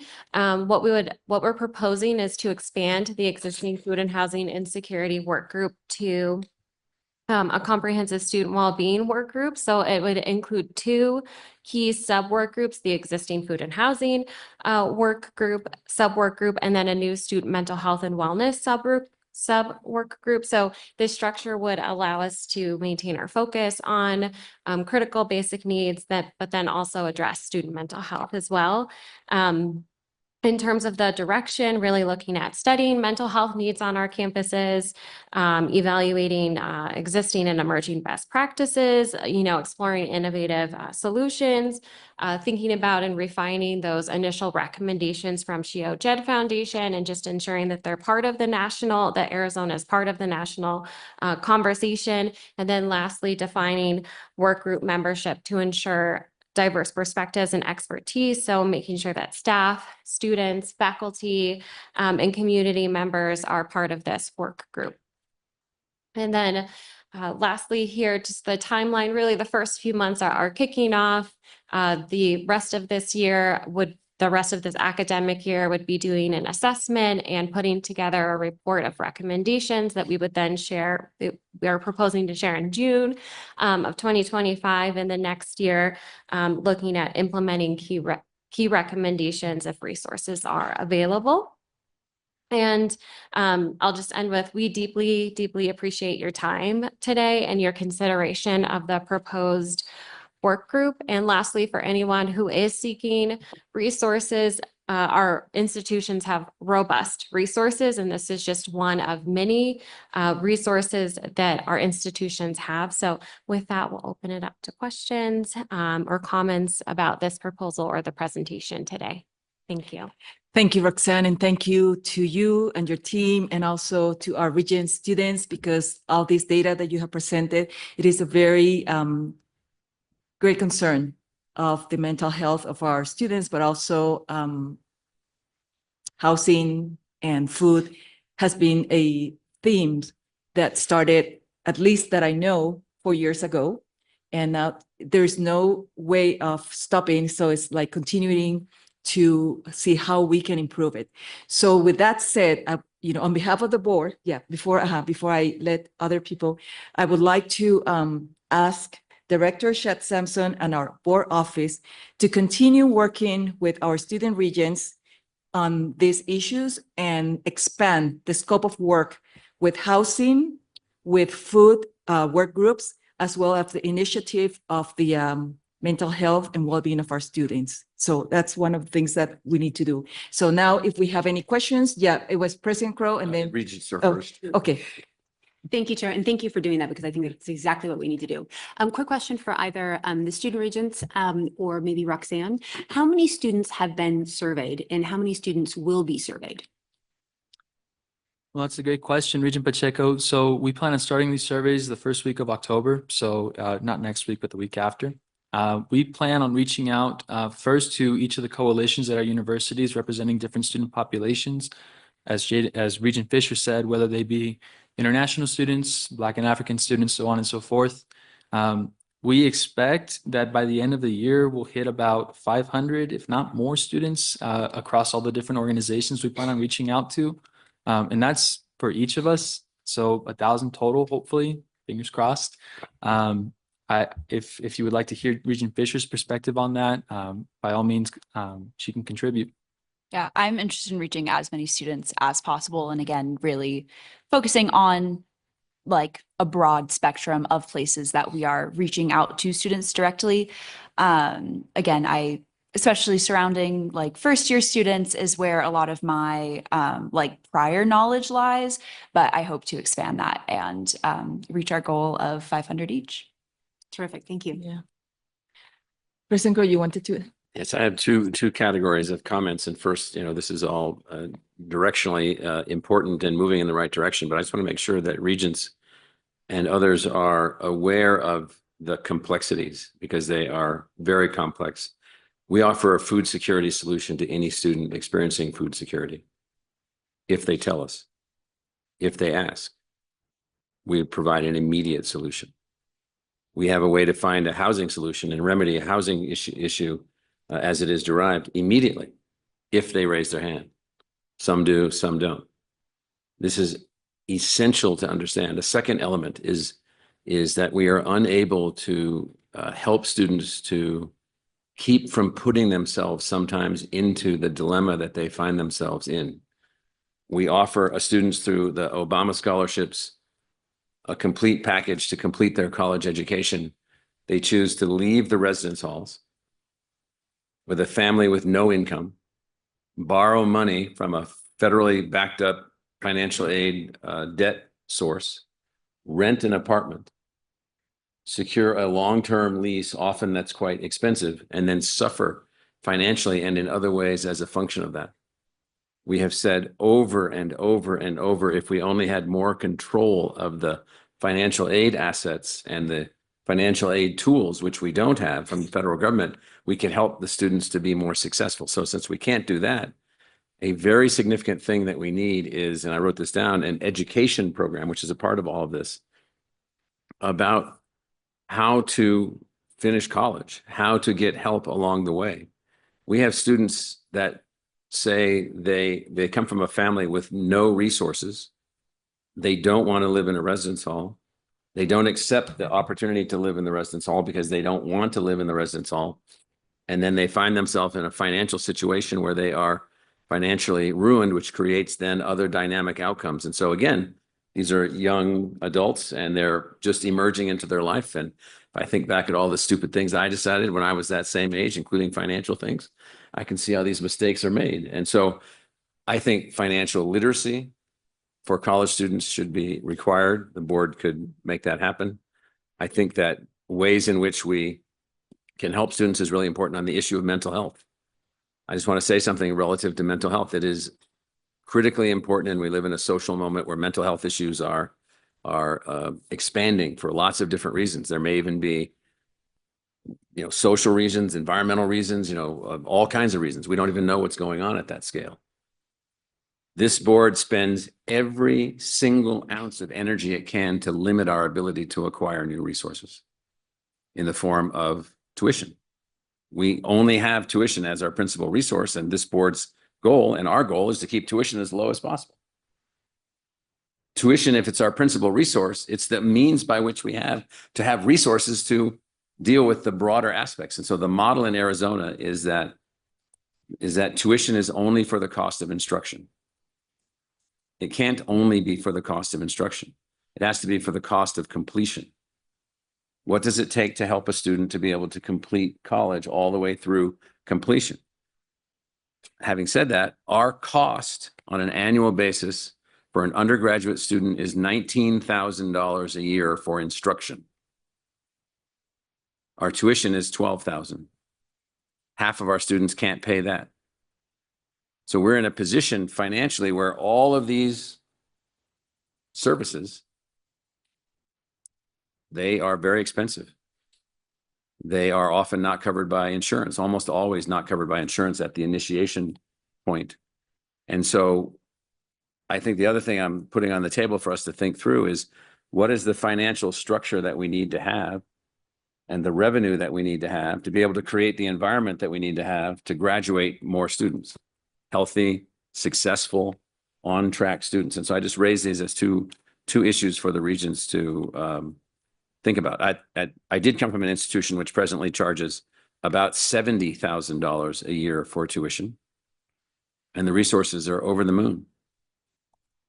And we compete with trying to provide an environment on a tiny fraction of that level of resource, which we can, but not infinitesimally small. I do want to make certain that everyone understands, particularly the student regents and student leaders, if we know of food security that someone's experiencing or housing insecurity that someone's experiencing, if they raise their hand, they are accommodated immediately until we can find a solution path and work them into a path where their issues are taken care of. And I know Dr. Vogel's in here somewhere, our Chief Student Services Officer, there she is.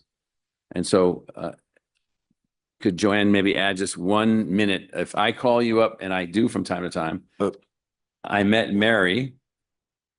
Now, I just want to make certain because I hear this always and forever. If we meet Mary and Mary has food insecurity, what do we do?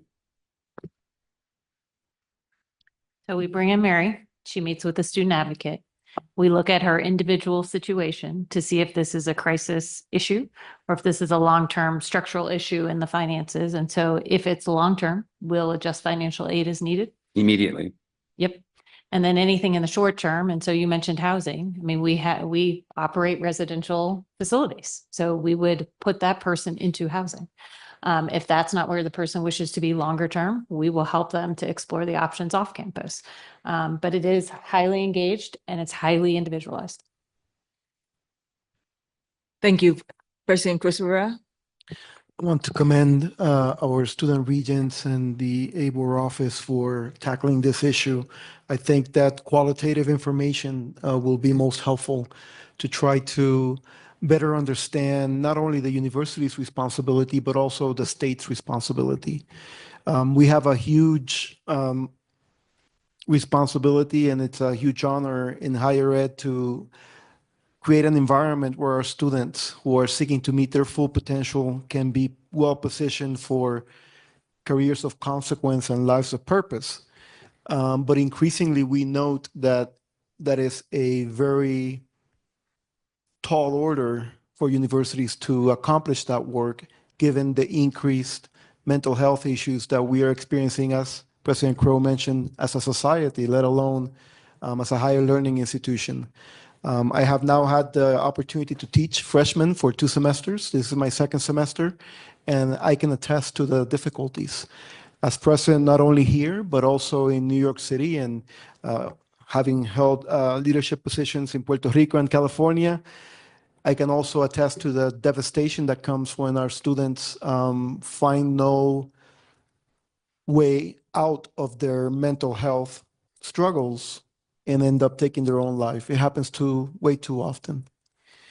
And so I am saying all of this to sort of remind us that, yes, we do have to do better at our universities, but it cannot be the university's sole responsibility. It is a societal problem. If the student comes here as a freshman with mental health issues, they had mental health issues when they were in high school, perhaps when they were in middle school, perhaps when they were in elementary school. So yes, we would like more resources from the state to do this, but I think the state's collaboration through the health and human services work that it already does, the collaboration of our private partners would also be helpful at this point in time. It's really an all hands on deck moment, and I really appreciate and commend our student regents for leading the charge on this. Thank you, President Cruz Rivera. Any other regions would like to make any comment? Okay, so I would like to thank you. This is a team effort, not only for higher education, but also for the community, for the governor office, for all of us, because to see what is happening with mental health issues, it is going, expanding too much or too high at the national level. And what we can do is in our hands, so we can only do what we can do. So I appreciate that everyone who is listening to us, that we all work together, because this is for the wellness of our students and the future of the state and the nation. Thank you very much for your presentation. We truly appreciate it. And I instructed, the office and Chad Sampson to continue working with you. Thank you. So our next item on fiscal year 2026 is the fiscal year 2026 state budget request. We'll have Brad Kendricks from ABOR and will provide an overview of the fiscal year 2026 state budget request. University presidents and CFOs will be available to answer any questions and at the end of this presentation. Brad, the floor is yours. Thank you, Chair Mata, Regents. So we are back here today to discuss an updated version of the FY26 budget request from the university system to the governor's office for consideration in building the executive budget proposal for next fiscal year. So the board heard this discussion back in August at their special board meeting, and as a result of that vote, the board office transmitted a set of priorities to the governor's office that highlighted 5 key areas where the universities are looking for continued investment and partnership in order to advance goals and sustain our current success. Now, after further engagement with the universities, it's been asked that the board reconsider some of those positions in order to enhance the package to more fully reflect the opportunities that the universities have in the near term. So I'm here today to walk through sort of those planks one more time so that you have the opportunity to discuss it and direct us accordingly. And if approved, we will then take that information and transmit it formally through the university budget submittals to the state budget system. So the current budget request is organized around 5 key areas. The first one is around operational funding. So as we discussed before, the universities faced a $96.9 million reduction in funding from last fiscal year to the current one. And of that, there was $23.2 million in reductions of general recurring appropriations. So this immediately pulls away from the university's ability to pursue its strategy. And in order to avoid some of those negative reductions, we're asking the state to take a hard look at restoring those cuts for the next fiscal year so that we can avoid some of the negative consequences and take advantage of a more positive fiscal situation at the moment. The second piece is around Arizona Healthy Tomorrows. That's the board's initiative and the university projects resulting from it that focus on expanding healthcare workforce and really creating a strong healthcare hub and attractor in Arizona.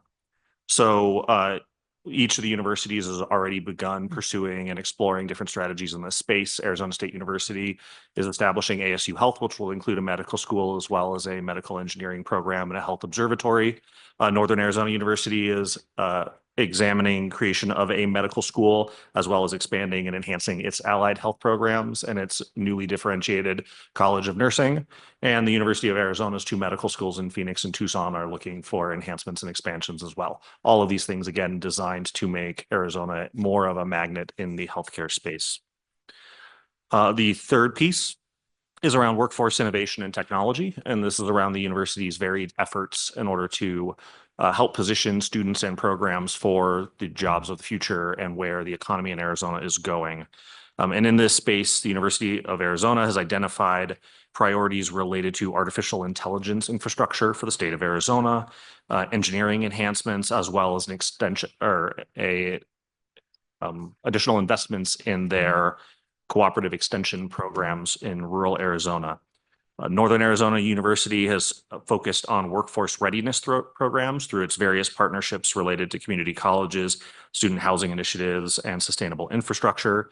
Arizona State University will continue to prioritize industry collaborations and expanding technology and applied engineering programs to really position to where industry is headed. Each of these investments, again, are designed to maximize the number of economic opportunities in Arizona and create innovative opportunities for our students to engage. The fourth plank of the proposed priorities remains increasing affordability and access for Arizona students.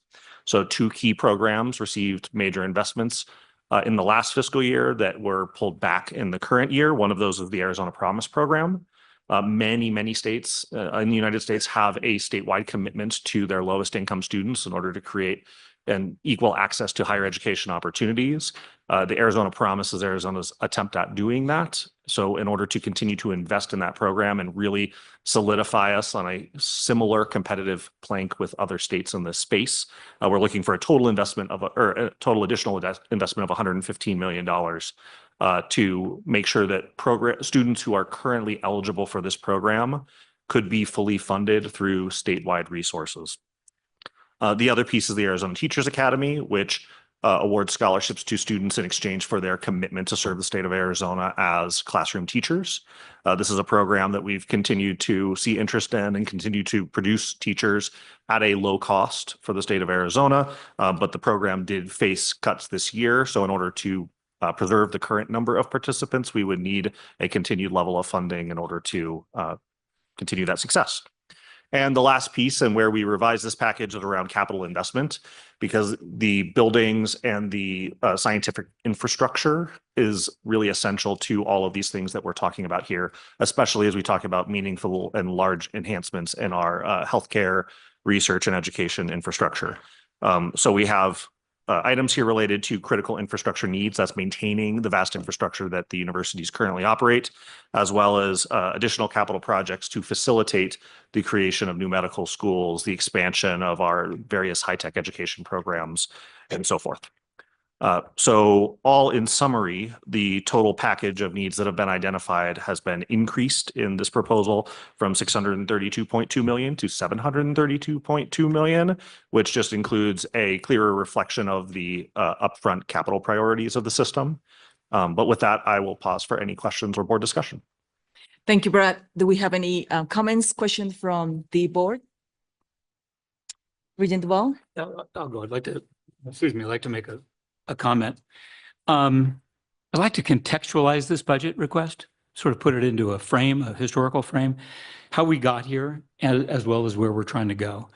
There's a lot of history that brings us to this point, and that's reflected in this budget request, and also a lot of aspiration.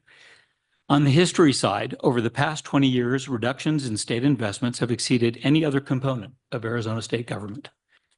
On the state, our state investment reductions are the largest in the United States. Our faculty pay is below our competitors, and we lose talent. Our deferred maintenance is growing, and our buildings are becoming unsafe. Over 1,000 Arizona elementary classrooms started the school year this year without a credentialed teacher. And yet we have students on the waiting list for the Arizona Teachers Academy that would increase their ranks. 20 years ago, this board's stated policy capped out-of-state admissions at 30%. Michael, you may remember that. I think you came about that time. But out of necessity, it has now grown to well over 40% of out-of-state students. Why? Because they pay full price, and that's what keeps our doors open. And thank goodness we are providing an offering that they choose to select from the choices they have around the country and around the world. But all these choices have downstream consequences. Arizona has now slipped to 47th in the country in degree attainment, as other states are passing us by. It's well established that degree attainment correlates to economic growth. 20 years ago, two states with a very similar size, Colorado and Washington, had the same percentage of degree completion and the same average family income as Arizona. Today, the percentage of their citizens with degrees is 15% higher, as is their family income. They made a different choice. Now, on the aspiration side, let's be clear. Just as the 20th century was won by American manufacturing, the 21st century will be won by talent, by knowledge. It is an educated and professionally adaptable workforce will drive the 21st century economy. And this is the key. Talent is equally distributed in the world, but opportunity is not. And so competing doesn't depend on location or access to oceans or fertile soil. It depends on policy choices, choices that are available to everyone. And other countries have responded. Countries as different as Finland and South Korea are making the choice to compete. Look at their numbers. States as different as California and Texas, Georgia, Wyoming, Oklahoma, they're making that choice. It transcends partisanship because it's about intention and strategy and aspiration. They're investing in students, in knowledge, and in opening the gates of opportunity to every talented student in their country or state. 80% of states have increased funding for higher education in the past 2 years. And most of them have predictable funding formulas that create income predictability. And guess what? When you have predictable revenue from the state, you can create predictable tuition rates, which is a goal this board has. We're not on those lists. What's extraordinary is we're in the Constitution, the Board of Regents, right there, other major elected officials in the Constitution. It is a rare and remarkable thing because if you go back to the founding papers, the drafters widely believed that education was a state priority, and they expected us to argue for it and to assert the state's best interest in higher wages, in better health, and in broadening opportunity. And that's what this budget seeks to do. Thank you, Regent Duvall. Any other regents would like to make any comments? Regent Brewster? Chairman, I just want to look at Brad and the rest of the regents that the 5 categories that we've just talked about, they are not in our minds negotiable. They are not, you can give 2 of the 3, 2 of the 5, 3 of the 5. They really are 5 for 5 requirements. And I want to make sure that the state legislature and the executive office here that it's not a negotiation. It really is a need. And the 5 areas that we're coming back to really all are important and required. And to Regent Duvall's point, predictability going forward is incredibly important for us to manage the costs of higher education. And I think our state is maybe lost its way from a budgetary standpoint, but I'm confident that our making a stand is going to start to push a different direction. And I'd like to see all 5 of these areas taken seriously. Thank you, Regent Brewster. Regent Penley? Thank you, Chair Mata. I would just add to what Regent Duvall said. Not only are we one of the few states where our universities are called out in the Constitution, but they're called out in a special way, not only to provide access through education that's as free as possible, made difficult by the insubstantial funding from the state to our universities, but the state in our Constitution is also called out to support these universities. So there's both elements to it. We have strived through efficiencies, through holding tuition down, to provide an education as low as we can make it without that state investment. But what we have not seen, to Regent Brewster's point, is the growth in the state support that makes it possible to not just hold tuition constant, perhaps even reduce tuition, but to provide the kind of services that President Crow called out a few moments ago in his comments about mental health, that we have to focus not only on teaching, but on all of the resources that are necessary to provide an environment that is appropriate to the graduation of students.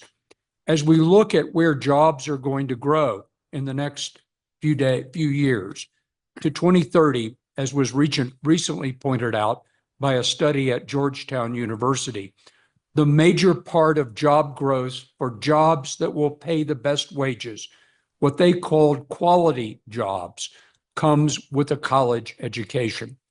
We know that this state is, except for New Mexico, the lowest personal per capita income in the West. That comes about in part through lack of economic growth, providing the kind of quality jobs that are necessary to support families in our state. I guess I would conclude my brief comments by stating that I would call upon our legislators and our governor to provide the kind of support that will make Arizona individuals more prosperous. That is what we all want. That comes about with a college education and also technical training for those technical areas that we so badly need as well, which also provide quality jobs for individuals. We know that those individuals with a college degree are healthier. We know that those individuals with a college degree make substantially more. To Chad Sampson's data a little earlier today, nearly $25,000 more, 24,900 and something. You probably know the exact number, Chad. But nonetheless, the budget that we propose, the one that Brad has talked about today, delivers to individual families in Arizona the kind of prosperity that they deserve for having lived, for having raised children in this state, for having gone to school in this state, and remaining here. Thank you, Regent Penley. President Cruz Rivera. Just want to state the sense of urgency is real. 2 years ago, this board received a report that indicated that by the year 2030, those students in the 9th grade in Arizona only had a 17% chance of having a bachelor's degree. At a time when we live in a state that has one of the fastest growing economies, where every day we see in the press that billions of dollars are being invested, that thousands of new high-paying jobs are coming to the state, and we know that 70% of those jobs require a bachelor's degree. And so it is urgent that we ensure that the people of Arizona can not only contribute to, but benefit from this great state's booming economy. Thank you, President Cruz Rivera. President Crow. I just want to sort of reiterate a complexity that we have. So we have 3 highly entrepreneurial universities which have found ways to advance with marketing to out-of-state students and international students, and great programs and alliances and partnerships and public-private investment partnerships and all kinds of ways to help the university to work. And that often leads some individuals, including some state leaders and some legislators and others, business leaders and so forth, to think somehow that we can finance the institutions ourselves. To be clear, there are 3 things going on at the same time. There's the institution and the running of the institutions, and we can finance the institutions. But then the institution is too expensive for the in-state student to be able to afford to attend. So therefore, this model that we proposed some 8 or 9 years ago will fund the universities if you fund 2 things. You give us half of the cost of attendance for an in-state student, for each in-state student, and an occasional investment in a medical school at NAU or a new project in Phoenix, the CAMI project at downtown Phoenix for the U of A, or the new initiatives for ASU. You give us an occasional investment in some initiative. We need 10,000 more nurses, and we're going to help you at the universities to produce these more nurses. Arizona could be the first place where that could work. We were met with, in that particular case, as some in the room will remember, well, then too many kids will come to the university. That was literally the response. How could we provide half the cost? Because then everyone would come. And we're like, well, 1, not so. And 2, there still are admission standards. 3, you hold people accountable for outcomes and so forth and so on. And so I just want to make sure that as we think about all of this, that the regents remember that you already have 3 highly entrepreneurial universities. There are some ways to do this in a way where, to the point that Regent Duvall was making, there's a way to make this case directly to the people. The people, as we know in Arizona, a vast majority of the people of Arizona want a pathway to college for their children. They want a pathway to college for their children. We have great institutions for them to go to. We need to find a way to get this kind of investment without confusing ourselves that we've already built something beyond what the other states have built. We have entrepreneurial public universities. There's very few places that have universities that operate the way that we do. Colorado, a little bit, Pennsylvania, a little bit, a few other places. But we're at the lead of that. And so what we need to do is to somehow make this case that these investments are, as Regent Duvall suggested, essential to the state's success. The median income of Arizonans has gone down faster than any other state relative to the national average in the past 20 years. For 50 years, Arizona was at the 90th percentile of the national average. We're now below the 75th percentile and declining still rapidly. And what that tells you is that if your median income is decreasing, but it still seems like there's a lot of money around, it means very few people have all of the money. And then that means then if your median income can't be accelerating, then your entire system is not advancing. That is like, to me, that's like the double red squared hurricane flag, financial hurricane ahead for Arizona. And so we have to figure out how to get at this. And so we have 3 great platforms. The solution isn't even that complicated. The numbers aren't even that large. This is all doable. We just have to find a way to make the case to get people to understand this and believe us. Thank you. Any other comments? Regent Fisher? I would just like to further emphasize some of your guys' points of like, these are not just numbers. These are actual people and students that are being impacted by cuts in all 5 of these categories. Personally, I was waitlisted for ATA in the last year. So it's actually affecting students. It's affecting my ability to be able to pay for school. And so these budget cuts are detrimental, not just to the universities, but to all future Arizona professionals and Arizona as a whole. Thank you, Regent Fisher. Any other, Regent Archuleta? Thank you, Chair Mata. Everything has been said is very compelling. I do want to say that when I was appointed to this board, I was very excited to be able to serve because I certainly understand the value of an education. Being a first generation graduate from my family, I certainly understand just the opportunity that a higher education gives not only the student, but the family and the generations, ahead of that student.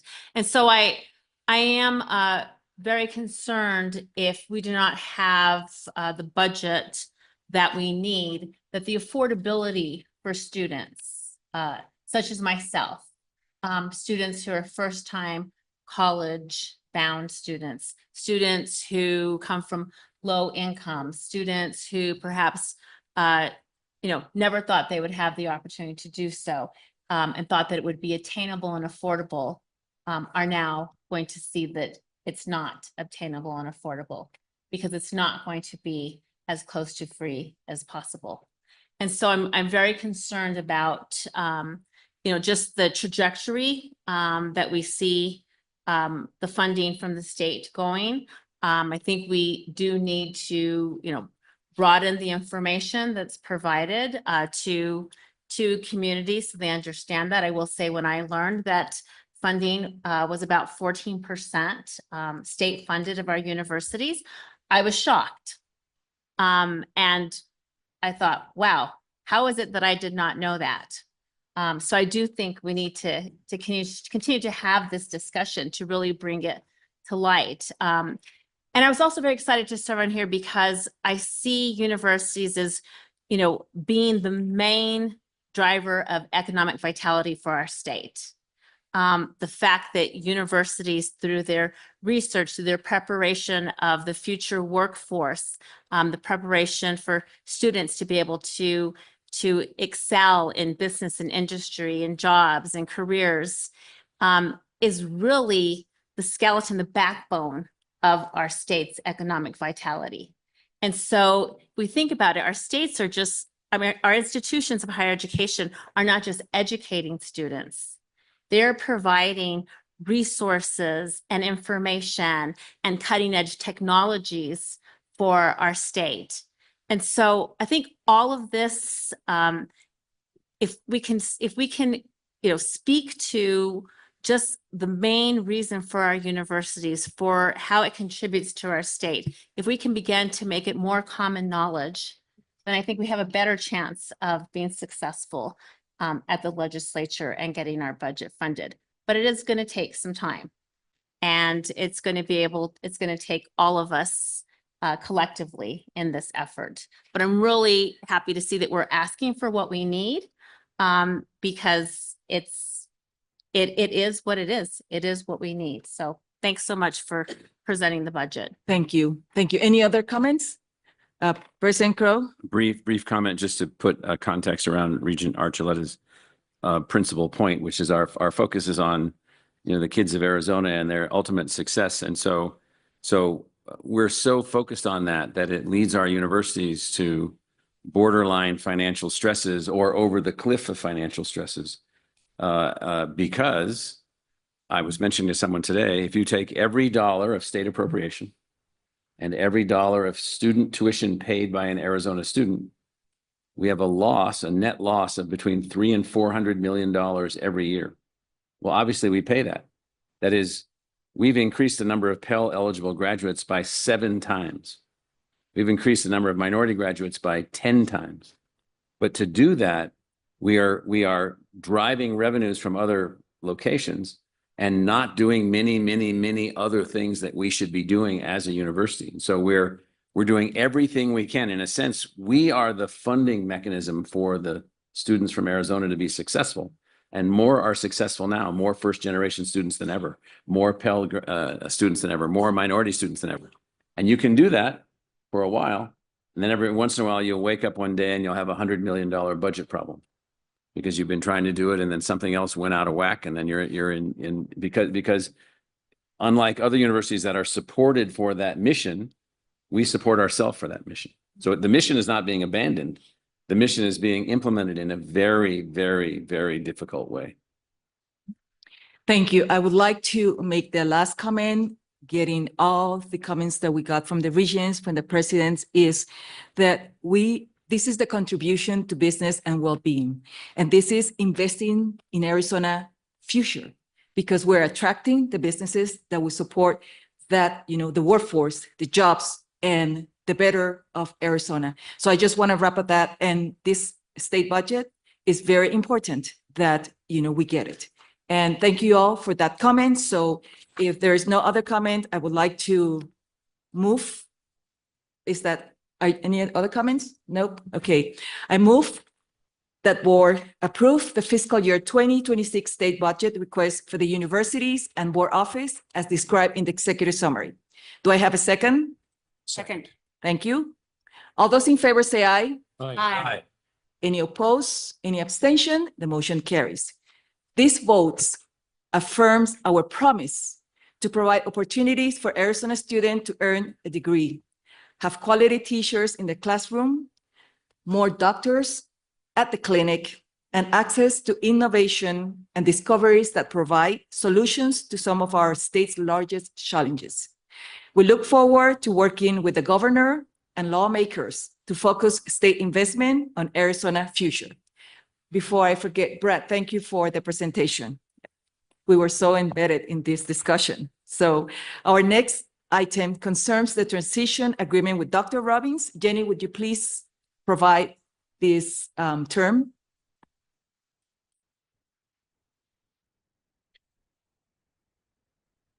Thank you, Chair Matha. Chair Matha and members of the board office asked the board to authorize the board chair to finalize and execute a contract amendment with Dr. Robbins to reflect his transition from the presidency of the University of Arizona, as described in the executive summary. Just as background, Dr. Robbins' contract continues through June 30th of 2026. Dr. Robbins has agreed to facilitate the arrival of the next president of the University of Arizona by transitioning to a faculty position prior to the end of his contract term. And he has agreed that his last day as university president will be September 30th, 2024. The key transition terms are included in your executive summary, and I'm happy to take any questions. Any questions from the regents? Here none? Thank you, Jenny. I move that the board authorize the board chair to finalize and execute a contract amendment with Dr. Robbins to reflect his transition from the presidency as described in the executive summary. Do I have a second? Second. Thank you. All those in favor say aye. Aye. Aye. Oppose? Any abstention? The motion carries. We will have a 10-minute break. Thank you. We will now move on to the University Governance and Operations Committee, items 5, 6, 13, and 32. Regent Duval, as committee vice chair, would you please present these items? Thank you, Chair Mata. At this time, I'd like to provide a report on the September 12th University Governance and Operations Committee meeting. We started with a discussion of NAU's general education curriculum and crosswalk, demonstrating the university's plan to implement its new general General Education Framework in the fall of 2025. The committee also received updates from each university regarding their annual capital plans, which provided updates on current projects, plans for next year, and forecasted projects over the next 5 years. The next item was a discussion pertaining to campus safety with each university, bringing their explanation as to their game plan for ever safer campuses and a secure campus experience. The committee will revisit this topic again this year, and we appreciated the orientation towards the university's activities to keep students, faculty, and staff safe. Finally, the committee entered into executive session. The committee will meet again on November 7th, 2024. The next item is a request from the University of Arizona to approve the initiation of a capital project to update and renovate the Arizona State Museum. This item has been moved from the consent agenda to this discussion to allow for the board to engage it. So John Arnold from the University of Arizona is on hand to present the item. John, welcome. Welcome back. Thank you, sir. And Madam Chair, Vice Chair of the Operations Committee, thank you. I appreciate the opportunity to come and chat with the board about this project and our overall capital plan. When we talked about this at the committee level, the board asked me to come back with, the committee asked me to come back with a little more history about the relationship between the university, the state, and the State Museum. Fortunately, I found this book, The Arizona State Museum. It's a detailed history of all things related to the State Museum. It's been very helpful. I've talked to Elliot Chu, who's the head of our RII toward the museum. I've spoken to the acting director of the museum, had an email exchange with the actual director who's on sabbatical right now, and done a number of other things to get better up to speed. It's an interesting story. It really dates back to territorial times. This, as part of our efforts to become a state, the territorial legislature established a state museum. The sponsor of the bill was George P. Hunt. And the original concept was that the State Museum would be housed in the Phoenix Library. Right. However, the governor at the time believed that the library was too small and didn't have the resources to appropriately manage a museum. And so he suggested that it be put at the University of Arizona. So that bill passed in 1893. The museum was originally housed in a wing of Old Main where it was there for 12 years. After 12 years, the university was trying to build a library. The library was also housed in Old Main. Everything was in Old Main originally. And the university believed they would have a better shot of getting legislative funds if they combined the library and the State Museum together. And so they pitched this joint library state museum concept, and the state authorized funds for it and built that building in 1905. Fortunately, the library quickly outgrew that space and forced the museum out. And then during the Great Depression, Federal Public Works project built, which is now ASM South, in the 1930s. ASM North was also built during that time period. That became the university's library. ASM South quickly outgrew its location, and it's been housed in 5 or 6 different locations around campus since then, including under the football stadium for a time. And then in the 1970s, 1977, the library moved out of that 1930s building, and the State Museum moved into that building where it's been housed since 1977. The State Museum has a number of functions and purposes. The number one purpose of the museum is to serve as the state's official archaeological repository and permitting authority.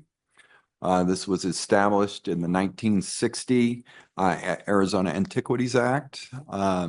So the museum houses millions and curates millions of artifacts from Arizona's rich history, including the best documented collection of Southwest indigenous pottery with 24,000 whole vessels dating back more than 2,000 years.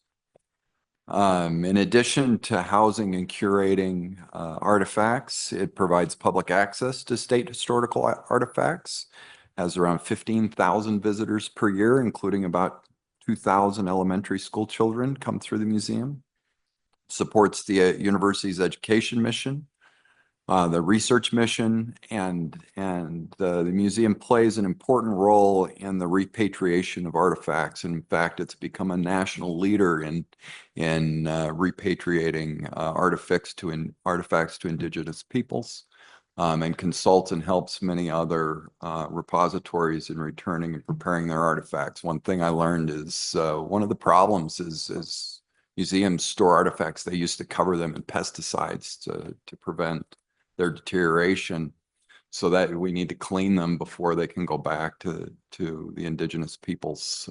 Some really interesting stories. Arsenic was a very popular pesticide. So here's your stuff back. It's covered in arsenic. It's part of the problem.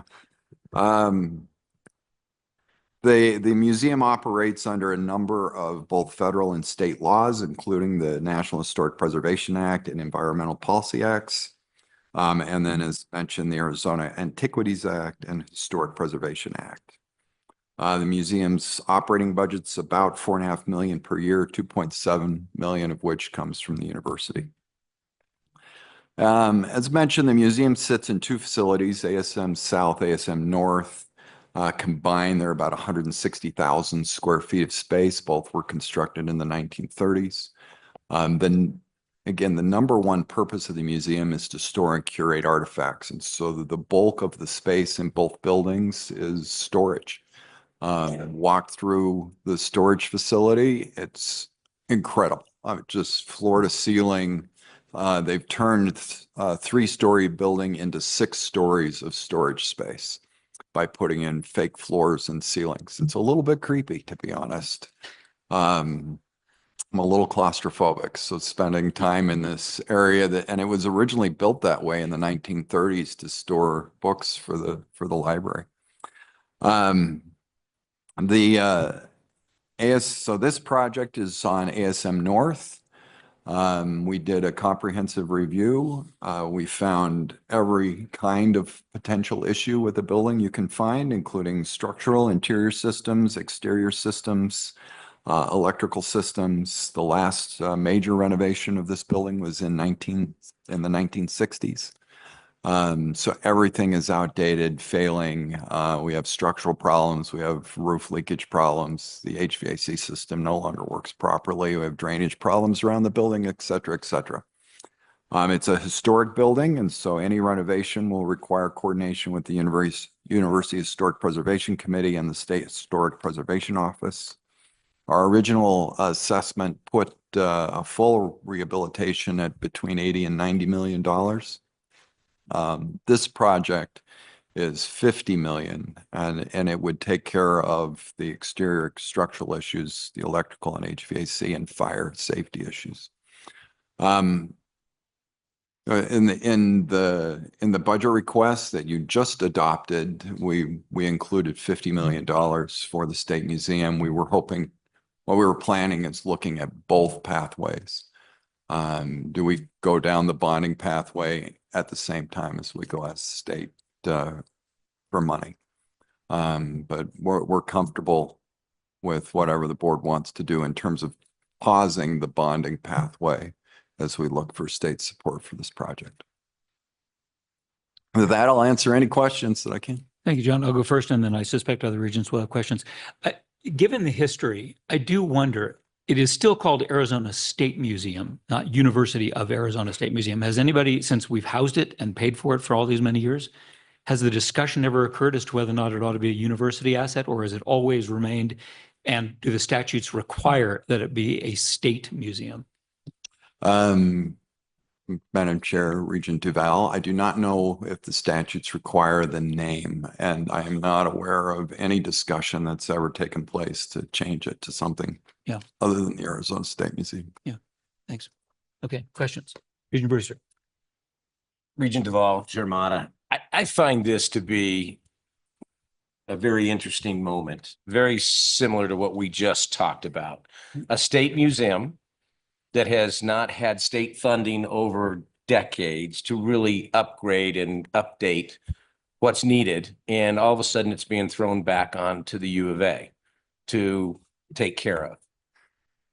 I kind of look, instead of challenging why the state would not polish the true gems here in Arizona, which are the young men and women that should go to college and spend the money there, that all of a sudden we're pushing this back onto the U of A to figure out how to pay for it. So I would rather see us polish the young people of Arizona with $50 to $90 million in state funded education than I would like to see the U of A have to stand up and deliver, because the state has ignored this project for years and years. If the state is serious about what we do and why we should do it, it should fund the state museum, and frankly, it should fund the gems of our state, which are the young men and women that want to go to college. Yes. Regent Vol, that's where I feel about it. Thank you, Regent Brewster. Regent Pacheco. Thank you, Vice Chair.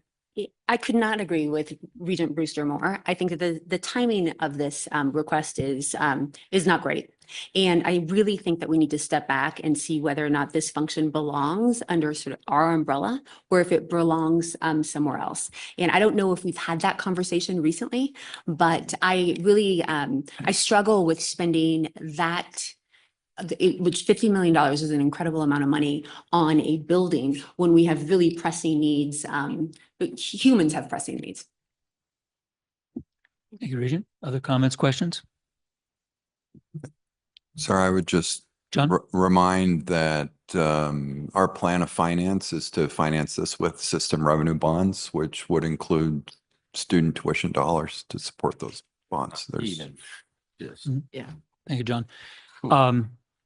Just a personal reflection, growing up in Tucson, I spent a fair amount of time in the museum, and at one point took an interest, personal story, but took an interest in the sort of necklace of Franciscan churches that exist from Baja all the way up to Napa. Went to the library, and they had all the history about all, whatever, 180 of them that existed, and what a fantastic asset. But I do agree with the views that have been expressed by my colleagues. Probably not an asset which the University of Arizona can afford to continue to fund. And because of that, I think while all of us are in agreement, this is an extraordinary asset that the state absolutely should find a way to preserve. I think it's also clear that we don't think that we can afford to shoulder the financial responsibility for it. And so given that, given the constraints, I would like to recommend that the board table this item and direct our executive director, Chad, to write a letter to the legislature and governor, or take a meeting and open a conversation about where this very important collection and asset might be best housed in a state-supported facility.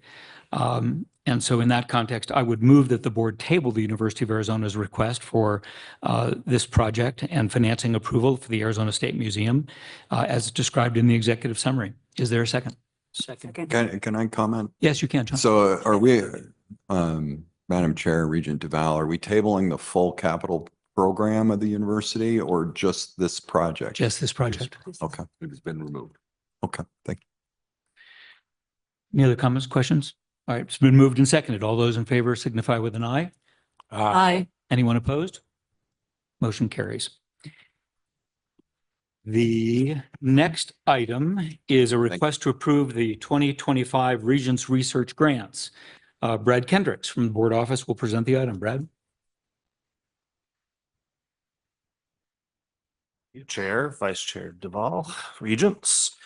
So item 13 is a request for approval for the 2025 Regents grants. There is one grant that is currently in that slate. It's entitled A Roadmap to Fulfilling the Economic Potential of Technology Transfer in the Life Sciences and Biomedicine in Arizona. So since 2003, our universities have generated hundreds of startups and contributed billions of dollars to the Arizona economy. This research proposal brings together researchers from Arizona's 3 universities focused on discovering lessons learned to enhance technology transfer in the state. So the research aims to capture best practices in tech transfer, identify key metrics that drive economic development, and pinpoint areas for improving economic impact of these initiatives. And this has been developed with the support and cooperation of the Arizona Commerce Authority and the Governor's Office of Economic Opportunity. I'll pause there for any questions. Terrific. Questions, comments? Very supportive. Okay, terrific. This is an action item. I move that the board approve the FY 2025 Technology and Research Innovation Fund Regents Research Grants recommendation as described in the summary. Is there a second? Second. Moved and seconded. All those in favor signify with an aye. Aye. Anyone opposed? Motion carries. The next item is a request to approve a no-cost extension to a 2023 Regents Research Grant related to smart tree watering in Arizona's urban environment. Brad, back to you. Thank you, Chair Regents. So smart tree watering in Arizona's urban environment is a previously approved grant. The researchers are asking for a one-year extension because there is a remaining $95,000 in change in the grant that is currently unused, but they want to fully tap that potential by continuing the research that they've already done. So far, the research is focusing on smart watering technology, which includes things like rainwater harvesting, mulch, and hydrogels. But all these are about identifying ways to save water when working in agriculture and forest applications. So the project already received some national recognition for the work that they've done in this space and a student research award from the American Society of Landscape Architects. There's another $20 million of research proposals that have been launched with this sort of seed of initial research. And there's growing interest in applying some of this technology in spaces like mining in order to have more sustainable water usage and applications in mining technology. So I'll pause there. Thank you, Brad. Questions, comments? Great. Hearing none, I move that the board approve the no-cost extension for the TRIF Research Grant, Smart Tree Watering in Arizona's urban environment. Is there a second? Second. All those in favor say aye. Aye. Anyone opposed? Great, motion carries. Brad, thank you. Before closing this, I'll just a very brief comment about TRIF grants and specifically Regents Research and Community grants. So 3 years ago, we came up with this idea, which is different from TRIF. I mean, TRIF is this extraordinary engine, this extraordinary tool that the universities use to drive research in space and healthcare and a variety of other ways, and it is essential to the research success of the universities. With the research grants and community grants that the board has designed, these are a little different. They are different in two ways. One is that we seek to get multiple universities involved in each one. In most cases, there are two, and some cases there are three. And secondly, is that in every case we have a partner, a city, a county, sheriffs, firefighters, and most frequently state agencies. When this was first proposed to Governor Ducey, I said, look, we think of this as we want to be your think tank. Over the last 3 years, we have tracked the bark beetle, which obviously threatens our forests here in Arizona. We have learned how to better capture rainwater and to divert it into aquifers. We have been dealing with valley fever on a multi-year grant. We've been reducing chemicals that exist in firefighters' uniforms, which has turned into a national thing, PFAS, if I pronounce that correctly, chemicals. We have done a housing study for firefighters in the city of Prescott, and firefighters, public employees in the city of Prescott, which they're having trouble keeping. These are issues where our state agency partner, our local partners have shown enormous gratitude that the universities are in the business of solving public problems for the citizens that they serve. And in the process, we are making allies and friends, which we sorely need in higher education. So I want to express appreciation to the board for their support of the Regents Grants process. I think for relative dollars, they are achieving a tremendous ROI, both in research and for the citizens that we serve. Madam Chair, this concludes the University Governance and Operations Committee portion of the meeting. Back to you. Thank you, Regent Duval. Our next item is the report on the September 12, 2024 Strategic Initiatives and Planning Meeting Committee. Regent Pacheco, as committee chair, would you please present this item? Yes, ma'am. Thank you, Chair Mata. As the chair just mentioned, I'm reporting on the last strategic planning and initiatives committee meeting.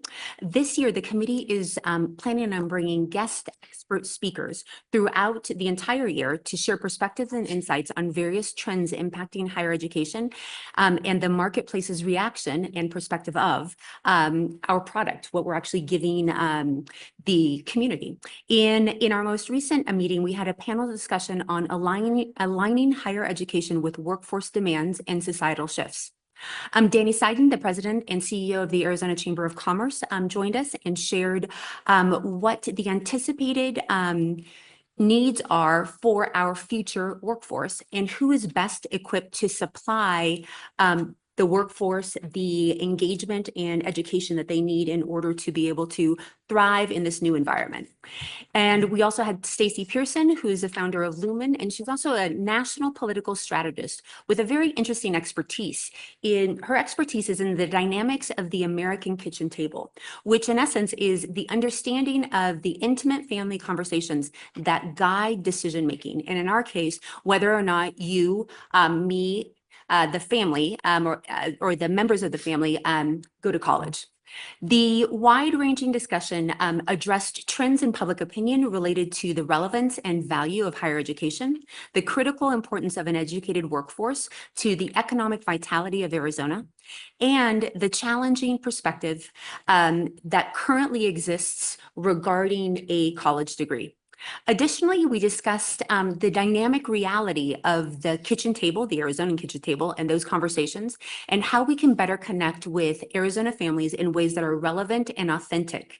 The discussion highlighted the continued importance of an educated workforce to a growing percentage of jobs here in Arizona and really globally, and the continued impact that a college degree has on a graduate's lifetime earnings. We see this data everywhere, and Dr. Crow frequently reminds us that if you have a college degree over the course of your lifetime, you will earn more money. And so we're really looking forward to the continuing conversations that we're going to be having at committee. I've asked my fellow regents to give us topics if they'd like us to bring some folks in to discuss that. And I would like to, before I turn it back over to you, Chair Mata, I would like to thank Dr. Crow, who also participated in our committee conversation and had just some great points to add. So thank you for being there and participating. And that concludes my report to the board on the Strategic Initiatives and Planning Committee. Chair, the floor is yours. Thank you, Regent Pacheco. Next is the Student Regents Report. Regent Zaragoza and Chair, please proceed. Thank you, Chair Mata. I want to start by wishing everyone a good afternoon. After having previously discussed our expansion of the Student Food and Housing and Security Work Group, you have the excellent opportunity to hear Regent Fisher speak again on her recent activities, as well as the incredible misfortune of hearing me speak again. And commencing our report, I am happy to inform you that good relations are continuing with the student governments at Arizona State University. Yesterday, I spoke with Mason DeVico, the president of Tempe's undergraduate student government, about the opportunity to attend Arizona State's all-Senate meeting next month, which is going to gather the legislative bodies of each campus together under one roof. He was gracious enough to agree to host me. And during my time there, I intend to bring attention to our newly established efforts to expand and integrate mental health concerns into our student well-being work group and gain support from the representatives of the student body. But I also want to take some time to draw the attention of those present to the rural learning centers throughout the state. As someone who was raised in a distant corner of Arizona, I understand how much of a benefit the university education can be to those who don't live in our metropolitan areas. And I want to encourage the university presidents to continue fighting the good fight and provide access to education for people in rural areas. I know the challenges you face are really significant and quite complicated. Given the lack of state support, your decisions, they have my full support, and I trust in the wisdom that you've demonstrated consistently when making these hard choices. And with that said, I want to thank you for listening and cede the remainder of our time to Regent Fisher. Thank you so much, Regent Zaragoza. First of all, I'd just like to say I am very honored to be here in my first official big board meeting, especially at my home school of Northern Arizona University. I'm very proud to be a lumberjack and very proud to be on this board serving with you all. As Regent Zaragoza mentioned, we've been working with Roxanne on the proposed mental health work group and the expansion of the food and housing insecurity work group, which has consisted with many conversations just about how to best serve students, as you all heard earlier. I've also been going through my new regent orientations, particularly with ASU and then most recently with NAU, where I got to speak to administration at all levels about what my goals are as my time, like as a student regent, and how they can best support, as well as hearing some of their goals and what they kind of need from the board. Another thing that I've been really passionate about and pushing forward on is increasing transparency, particularly with working on doing board recaps that makes information more accessible and understandable by students specifically, so they feel more comfortable engaging in discussion with us and letting us know what their feelings are, especially as fellow students. I would hope that I can increase that line of communication with students at all levels. Thank you. Any comments to the student regents? Thank you very much, Regent Zaragoza and Fisher, for your report. So our next item and final is the report from the Arizona Faculty's Council. Professor Ellis, please proceed. Thank you. The AFC thanks you for your ongoing engagement with the faculties of ASU, U of A, and NAU, and for this opportunity to report to you. We strongly support the board office's recommendation to broaden the scope of the current student food and housing work group to include student well-being and mental health. Faculty, due to our student-focused work, are highly aware of the evolving challenges that students face managing food and housing insecurity and how these and many other factors impact student mental health and overall well-being. In fact, according to the Educational Advisory Board, faculty spend 225 hours with a student each semester, as compared to 1 to 2 hours that advisors and other individuals spend on average with students. The mental health challenges our students experience are, all too often, insurmountable barriers and result in students leaving their friends, instructors and mentors, and the university. Faculty are uniquely positioned to provide the board direct experiences and knowledges of the challenges faced as we support students in and outside the classroom. All 3 universities have prioritized mental health and have offices that provide thousands of hours of both crisis and ongoing student support. The AFC stands ready to nominate faculty from all 3 universities to join this work group so we can work together to understand the challenges and strategize how best to support our students in the pursuit of a college degree and a meaningful and productive life. We urge you to carefully consider exemptions to ABAR policies in chapters 2 and 6 of the board policy book. Your oversight over degree granting programs at all 3 universities is essential to maintaining the quality and value of the credentials that we award our students.